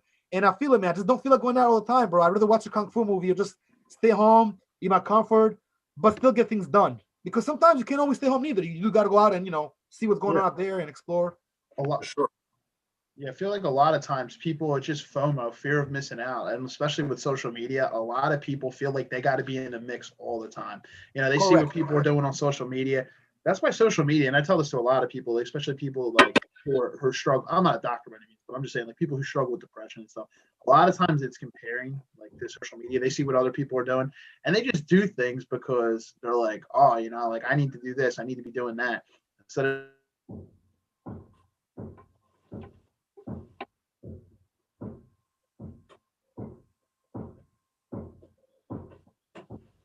Can you hear me? Yeah, you froze. It was a little bit. Good now? Yeah, yep. That freeze for a second. Okay. No, I was just saying. I was just saying that, like, social media can be a great tool, but it can also be a detriment for a lot of people as well. Yeah, for sure. Absolutely. There's I don't know if you guys saw the documentary Social Dilemma. Oh, I did. Yeah. What a documentary. Go ahead, man. You got it, James. Please break it down. I've seen it, but it's great. So, I mean, I was actually convicted with my own habits, but, you know, it's like, it just kind of goes through the entire process between by how they do things and why they do things to get us kind of wrapped up into this whole cycle of comparisons, even down to like scrolling and just spending an exorbitant amount of time on what we do. I mean, we all have social media, and you know, like there's certain rules of like, oh, you post this time, you get this many likes and all that kind of stuff. And it's like, I fought that for a while, and it got to the point where I had to realize I have to be me. And I feel like that's why my brand, people receive it so well, is that they know that it's totally authentic. I post what I want. I post what I want, how I want, and I'm not really getting into this cycle of you telling me, well, if I post at 3:07 and I have 17 hashtag, like I'm not getting into that. And I'm not posting it for a certain amount of likes or comments. It's like I'm posting it because it's organic and it's genuine to what I'm feeling at that particular moment. I'm also not relying on that particular medium to get clientele or et cetera. So it goes back to this whole, I guess, the way that I move in life of like, I do things on my own timetable and my own rhythm. And I think sometimes it frustrates people who are not used to that. But once they start understanding there's a reason why he does what he does and why he does it and how he does it, it starts to make perfect sense. And that's kind of why I'm always at ease, because it's like I'm not really stepping out of my comfort zone, doing what I want to do when I want to do it and why I want to do it, or most importantly. When you're authentic and you're confident in that, like, you're unstoppable at that point, because it's like, you know, like I'm not doing anything for someone else. And I'm just listening to that, I noticed a mindset shift between you, because I know when we worked together, it was a couple years ago, and I remember at the time, I think when you were just kind of exploring with Instagram, you were talking about like algorithms and everything, kind of like trying to follow that. But now, like, I just talking to you 2 years later, it's like you're like, you know, the best way to do it is just to be authentic. And see, I think mindset shift just in 2 years. So. Yeah, it's like, it's that same thing. Like you asked me earlier about like, when did you start becoming entrepreneurial? And I didn't realize I was always like that. But always been very independent minded, even down to, you know, in terms of what I do with my business, image consulting, styling. There are a lot of people, particularly people who work with athletes who are going down a particular lane. I don't want to get too deep into it unless you guys want to, but the lane of style and aesthetic with athletes and this generation of hype beasts, et cetera. And it's even with it's very easy to get caught up in that, as opposed to being unique to who you particularly are and what you're all about and what you offer. And that's kind of why I feel like what I do is different from what someone else does, and totally respect to them. But I'm not going to get out of who I am and what I do and why I do it to fit into some sort of narrative or box. It's really very, very true to who I am, which is actually what I help my clients do. I have clients who come to me, oh, I love how you dress. And I'm like, I appreciate that, but we're going to help you elevate your particular style. There Exactly. That's basically so important. You know, it's kind of like you just said it, like, if you're a consultant about how to dress and or somebody likes the way you are, the style, be like, okay, that's great, but let's help you out now, because I mean, that's the thing. A lot of people, you know, they want to give compliments and they're fans and all that, but people need to be original too. And that's the thing. In this day and age, like Steve was saying earlier, to kind of tie to that a little bit, it's not enough originality. It's not enough. Everybody's to follow, they're doing IG. Everybody thinks they're a celebrity because they're on IG. Be more yourself, and people, trust me, you get more likes and more respect. I used to be the same thing, worry about likes. Now I'm like, whatever, you know. I posted a picture the other day. I didn't care how many likes I get. I said in my mind, I'm gonna get 12 likes. I got 20 likes. Okay, I got more than I thought. Good, but who cares? Big deal, you know. Like, it's just about the message you put out there too. I mean, like, I enjoy your posts because you have a lot of good things, and you know, and oftentimes I'll comment on your page or maybe on your story, and you'll say something back, and it takes minutes. So, you know, it's all, again, you can learn something here. I can learn something here. I can watch something you do and I like it, and I get inspired. I'm not just doing it to be like, well, he did, I got to do it too. It's more like, you know, learning what I do, being true to who I am, but kind of like learning something from someone like yourself that's been doing it, or getting a little inspiration. I mean, who doesn't like? Every guy likes a nice watch, you know. And you have a nice little watch there. I look at a car. It's a nice one. Maybe I have a question about a Swiss watch. Maybe I can ask James or my other friend or even Steve or something like that. Somebody understands, you know, about these things. And you know what I mean? Here we are, man. That's the worst thing you could do, bro. Just really try to become something you're not on IG or on social media as a whole. And they got some memes, speaking of IG, on IG about that. And it's beautiful, bro. It's like they got like this fake flower dying and it says reality. And they got this flower that's like a fake flower, but it looks like real nice, like a sunflower. Social media. People put a front in the mirror on social media, but they can look at themselves and see who they are in the mirror. Like, who really am I? I'm trying to be this guy on social media. Be yourself, and honestly, man, I start posting less too. I'm not posting every 2 days. I'm posting like every week, every 2 weeks, sometimes every 20 days, but sometimes I might take back-to-back posts. It all depends. I'm not too tied up on that. Social dilemma is a great recommendation about that. Yeah, definitely. Just know your values. Know like what you stand for. Like that's the key. Like it's like James said, just authenticity. Like there's like if you're just trying to copy what else someone else is doing, but it's not true to like who you are. I mean, just post as long as you're posting like it's really what it aligns with what your values are, then go ahead. Because I mean, as long as you're being authentic. Right. So it's actually like it's not sustainable otherwise. No. I can try to be someone else, but it's not sustainable. Eventually, I'm going to have to revert back to who I actually am, which is what I try to help people do from the get-go. Of let's identify who you are, what messaging you're trying to get out to the world, why you're doing what you're doing, and let's work with that as opposed to trying to carbon copy even myself or someone else. It's like let's help you be the best you, because what you're actually liking is not what I'm wearing. You're actually liking the fact that I'm authentic in what I'm doing. That's right. What you're attracted to. So let's get you there. That's the whole point with it. It's like people like confidence, bro. They like style. They like finesse. Which is kind of like why it goes so much deeper than the clothes. Some of my clients, one of the things I do is have them listen to a specific album or a piece of music. And they're like, why do you want me to? I'm like, you'll understand later, because I'm trying to help you understand and find that thing that's internalized inside of you that even I can't touch right now. And that's what we're going to start with, not putting you into a certain particular piece of clothing or garment, because that's just essentially wearing a costume. Yeah, right. Exactly. It's all exterior. It has nothing to do with your mindset or anything interior. So you have to learn. You get to learn about who you are, what you stand for. That can carry over into your wardrobe. That can carry over into all the external stuff. But you need to know who you are as a man or a woman, and know what your values are. Know what you stand for. Know what you want in life, and like know what you won't tolerate. Exactly. It's perfect, man. Yeah, man, it's great. So we talked a little bit. We talked about brand building tonight, entrepreneurship, a little bit of gentleman's lifestyle. I guess one last thing I'd like to kind of talk on, man. I know we talked a little bit, but not too much. Like with real estate, I know that you're John McClintock. What was there? I know what kind of like called you to that, like real estate, like wise. And I know that you do real estate part time, but you treat it like a full time job, right? Is that like? I do it full time, but I created a very unique system in terms of how I approach the business.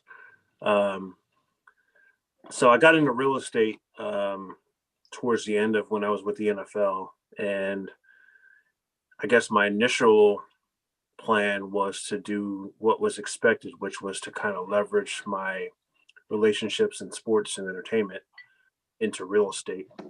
And I was able to figure out quickly that although that makes a lot of sense on paper, I think my personality and my temperament at the time was not really suited to deal with athletes in terms of real estate. There's just a lot that goes with that. But I actually became really interested in how can I tap into the business world of real estate. And I did well with residential initially, morphed into commercial, was recruited by a national firm, Sperry Van Ness, and I learned the commercial side. And it was through there that I kind of got a taste and a feel for the investment side of the business. So all that being said is I was able to garner enough relationships to where as I was building what I'm doing now, which is my own business with image consulting, lifestyle management, I was able to connect people with the right agent who are looking for a property, residential or commercial wise. So that's kind of why I say I do it full time. It's just that I can pick and choose what I work on myself personally day to day, as opposed to that being the only thing that I do. Right. So it's certainly full time, but it's more so I can kind of delegate depending on what's going on and what the need is. I can kind of delegate and partner with people to run with it on a day-to-day basis. And we work out our own agreement on the back end. That's awesome, man. It's nice to have that type of freedom because there's a lot of people that don't. A lot of people could just be in real estate and like that's all they do. So it's like, and I mean, shout out to those people who do that, because there's a lot of people that I know. I think probably the thing that I realized pretty early on was that I was so unique of an individual based on my background that I would almost be doing myself a disservice if that was the only thing that I was focusing on day to day. Right. But I still wanted to service clientele in terms of real estate. And so I kind of figured out a way to do that based upon, once again, relationships. And so where I can kind of have a roster of people in each category in each state, because I'm licensed in 2 states, and say, based upon what you need, what you're looking for, I can partner with this particular agent to help you accomplish your goal. And I found that to be a really unique kind of business model that I kind of created for myself. And then, going forward, what I'm looking to do is get more involved with investment on the real estate side. So can't put a price on building connections, man. That's a great model, man. Solid model there, man. The common denominator through all this. It's just building relationships, man. You can't put a price on that. It's just that requires time too. That's why the thing, like, money's important, but you can never get your time back. So like, what are you doing with that time to really stand out and make that connection with those people? Time goes by. Man, I know through our conversations at work, you even inspired me to get my real estate license and take online to get mine, man. So now I'm trying to move to that next level and kind of get jump started. I know we had this discussion in March, and then COVID kind of hit. Like, right, I think it was like 2 weeks later. We were in a Starbucks and we were talking to Laghorn. I think 2 weeks later they did the lockdown. No, yeah, but it's like it's a great business. I mean, there's so many different ways to be involved in real estate. It's just a matter of figuring out, what works for you, or whoever's out there listening. So many people get involved too. Like, I got people at my company that I work at, like my 9-to-5 job. And like, I was talking to this guy, Bill, and he was like telling me, he's like, if that's something you're looking to do, like, it doesn't even have to be on the side. Like, there's people that like have like, I had just started at the time at my company over a year ago, but he was telling me, because through like a conversation, he's like, there's a lot of people here that do real estate as well. And once you get into a schedule and your deadlines and like, you can like, I work 9 to 5, but it's like, it's not always 9 to 5. It depends. Like, I know what my deadlines are, and I know, like, I could technically choose when I want to work my hours, and I just have to be available if I have meetings during the day, obviously, for clients, because usually a lot of people at my programs 9 to 5. But he said, once you're on your own schedule and you know your deadlines, people do real estate. All at this company, they do real estate. Like, on the side is another business. Yeah, it's like I said, it's a great business. It's I think what attracted me to it was the flexibility. It has an entrepreneurial component to it. I think that's the big thing that, for those of anyone listening who's interested in getting into it, my advice is always to look at it as a business, because you don't want to get caught up in the employee mentality. And anytime I hear someone, well, I shouldn't say this, but I will.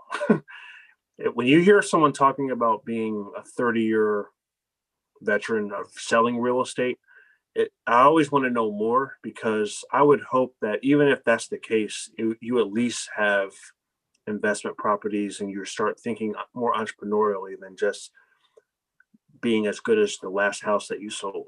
Because that goes back to what we were talking about before, of setting yourself up to where you can be bigger than yourself and whatever business you happen to be working in at the time. You want to create a legacy. So obviously owning property and being able to have investments is a legacy, as opposed to if you are only selling real estate and then unfortunately you're dead and gone, your kids can't take up that business because you're gone. Exactly. So it's that same mentality of like legacy versus, non-legacy, transactional relationships, transactions versus transformational type of projects. Get into transactional, it's just you're only as good as your last sale.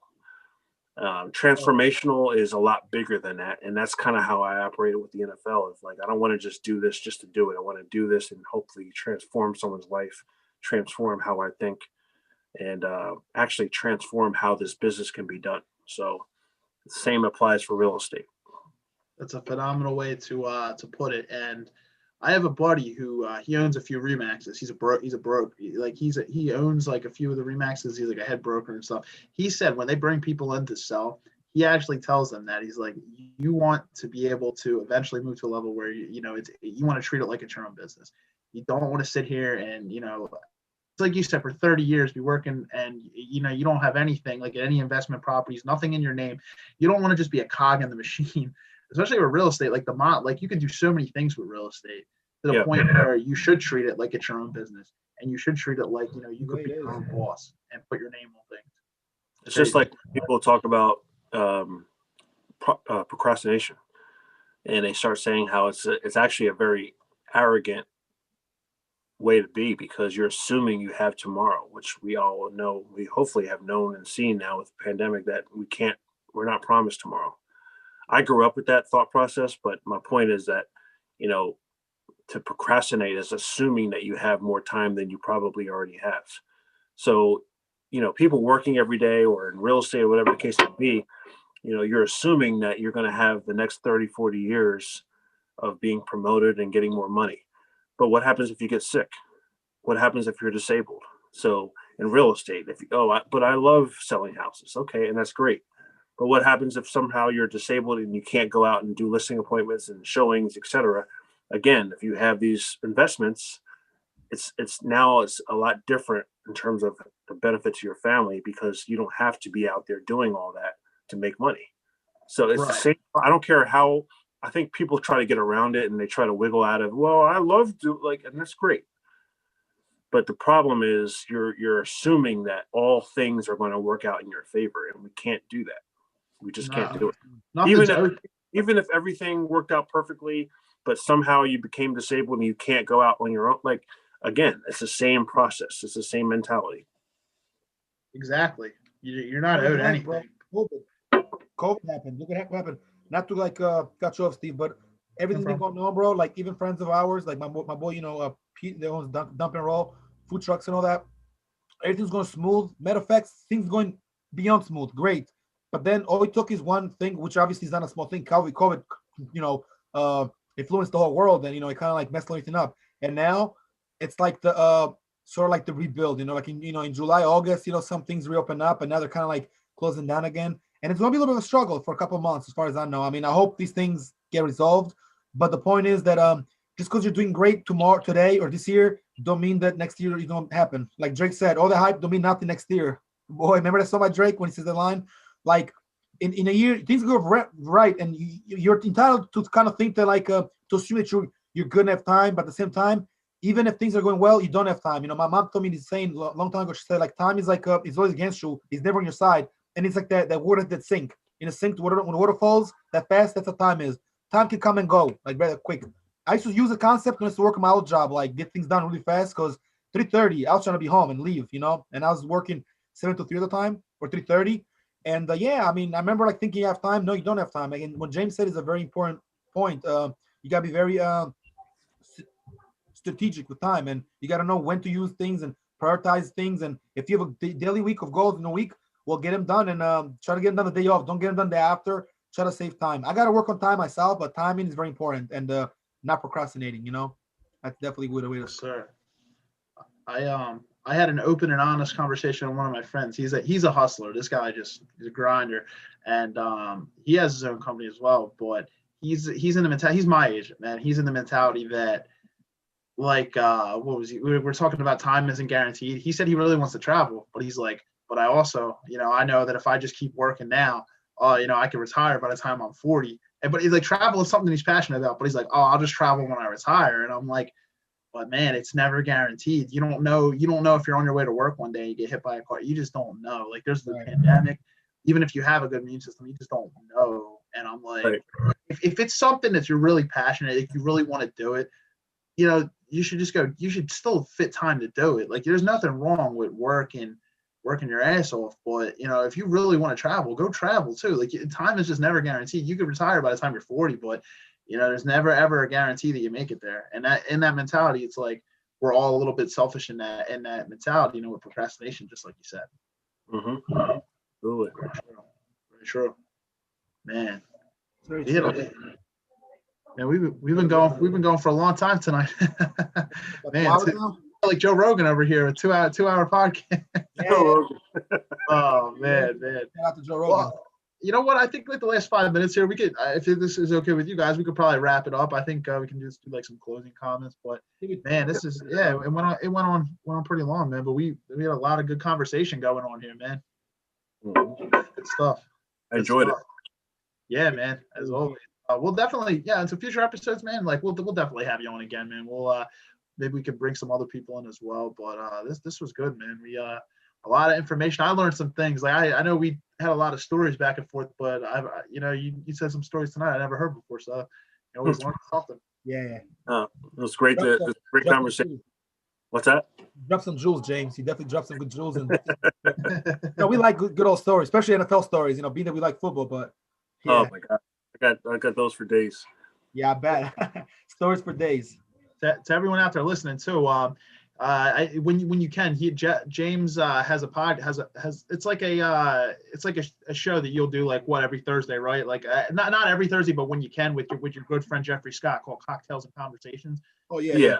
So we usually try to do Thursdays. Every Thursday is not the case, but we do Cocktails and Conversations on Thursdays if our schedules allow it, with my friend Jeffrey Scott, who you can follow him at Jeffrey Scott, and also Jeffrey Scott Clothing, he's a custom suit maker, and we talk about all things menswear, lifestyle, etc. You can definitely follow me at St. James Style, which is Saint with an E.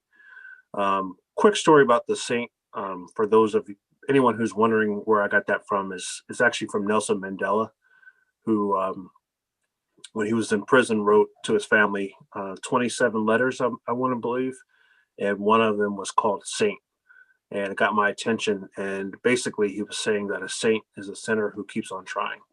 So I think that's probably could be applicable to all of us who were always trying to grow and learn, and I just took that and ran with it. Wow. So you can follow me at St. James Style, which is my image consulting Instagram feed. And then Paradigm Luxury Group is the overall agency feed as well. Yeah, I know he's always posting good content on there, guys, on his IG, and even on your podcast, like the show that you do with Jeff. I've listened to a few episodes, and you guys always have some great content. I saw you had your friend from Trinidad on there. A couple weeks ago. That was a good one, man. We just had Mr. Crosley on there from Trinidad, our first global guest. We have a couple exciting guests coming up talking about watches.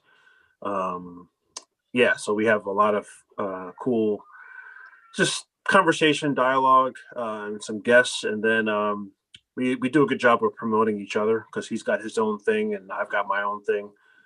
So I'm excited to announce soon. I'll let people know on my Instagram. I have a website dropping hopefully in about a month or so. I'm working on a few things behind the scenes, and then I'm going to have a podcast of my own that will be airing. I want to say sometime in the first quarter. We're working on some details with that as well.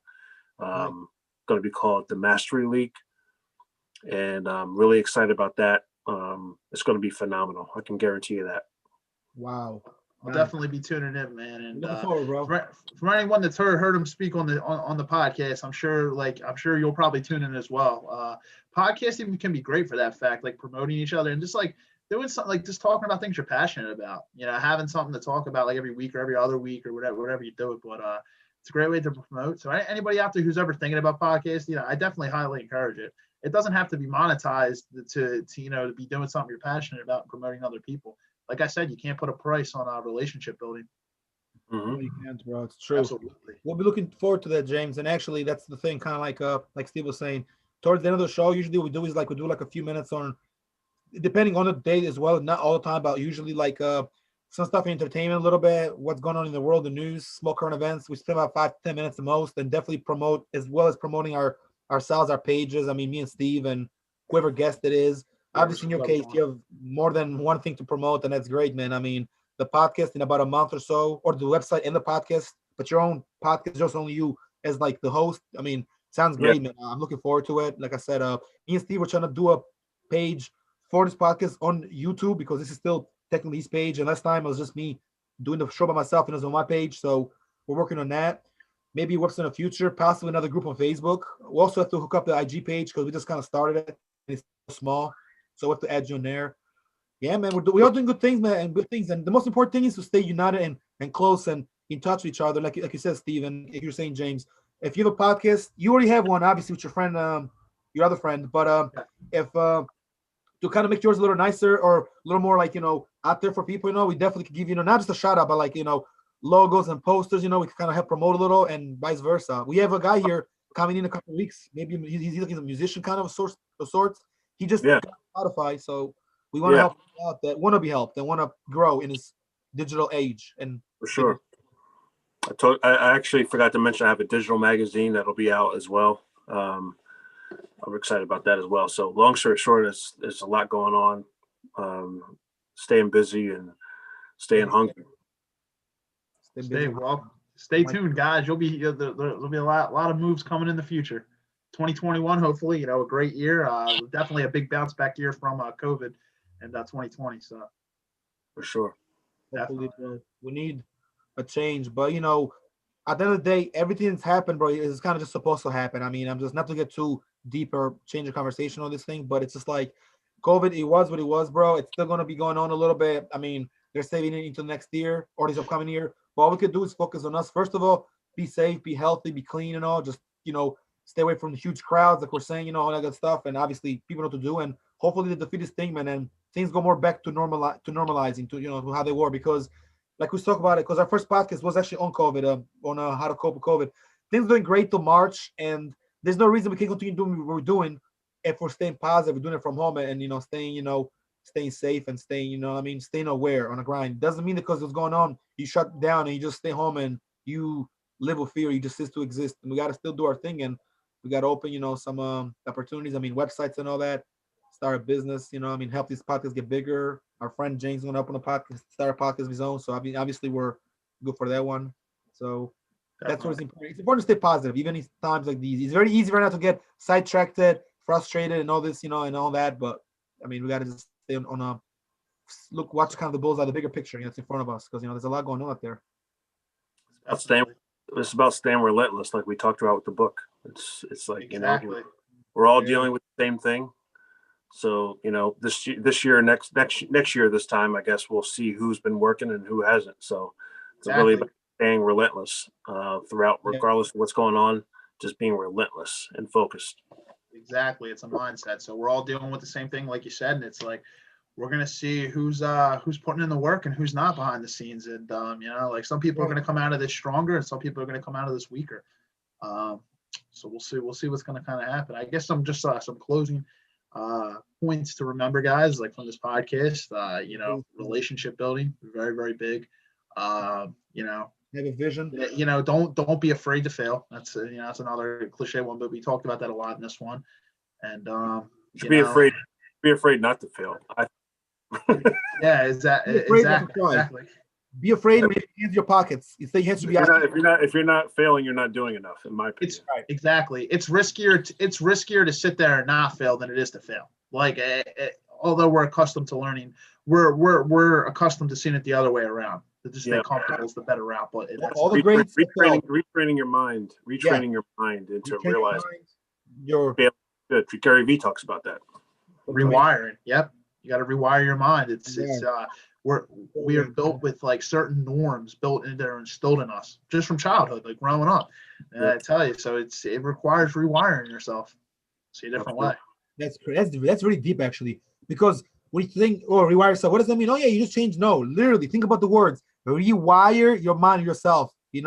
Don't be just a robot or a monkey. Be like yourself. Don't just follow others. All the goats have failed once upon a time, bro. They're now. All the greats, all the guys are doing it. Even Gary V. Vucinic, he was definitely not doing that well in the beginning, but he said it. He tells people, "Oh, I come to you because I want to do something." He says, "Well, what do you do?" "Well, I'm doing this. I'm following this thing." He says, "Bro, I'm right there." He said, "You're thinking more like a basically a secondary, party, like a worker." He said, "You got to, be like a thinker. You got to go beyond and think outside the box." Yeah, Gary Vee got very good content for sure. And again, we got to stay business minded and stay relentless. Read books. I mean, times is tough. You don't go out. Watch YouTube but read a book. Read 48 Hours of Power, or watch if you do the Audible read. Doesn't matter with either or. Definitely. Stay positive, stay motivated, stay focused. Exactly. Well, James, I was just gonna say I was gonna thank James for coming on tonight.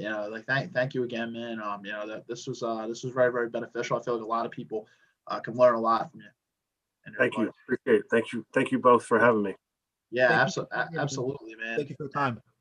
Yeah, definitely. I'll probably refer back to this podcast too, because it's live, so you can always watch it. So just go back and I'll probably refer back to some things. But it was great. It was great collaborating with you, gentlemen, and I thought this was a great podcast. I thought so too, bro. It was actually a very good one. Like I said, I like going on right now. The death of Thanksgiving, so it's still we're in the Thanksgiving spirit, and I'm glad we kind of got to it today. And I would have it another way, man. We'll definitely have to bring James back, and potentially we can even do a segment of some entertainment. I mean, James is actually very well, clearly he knows a lot about the entertainment world.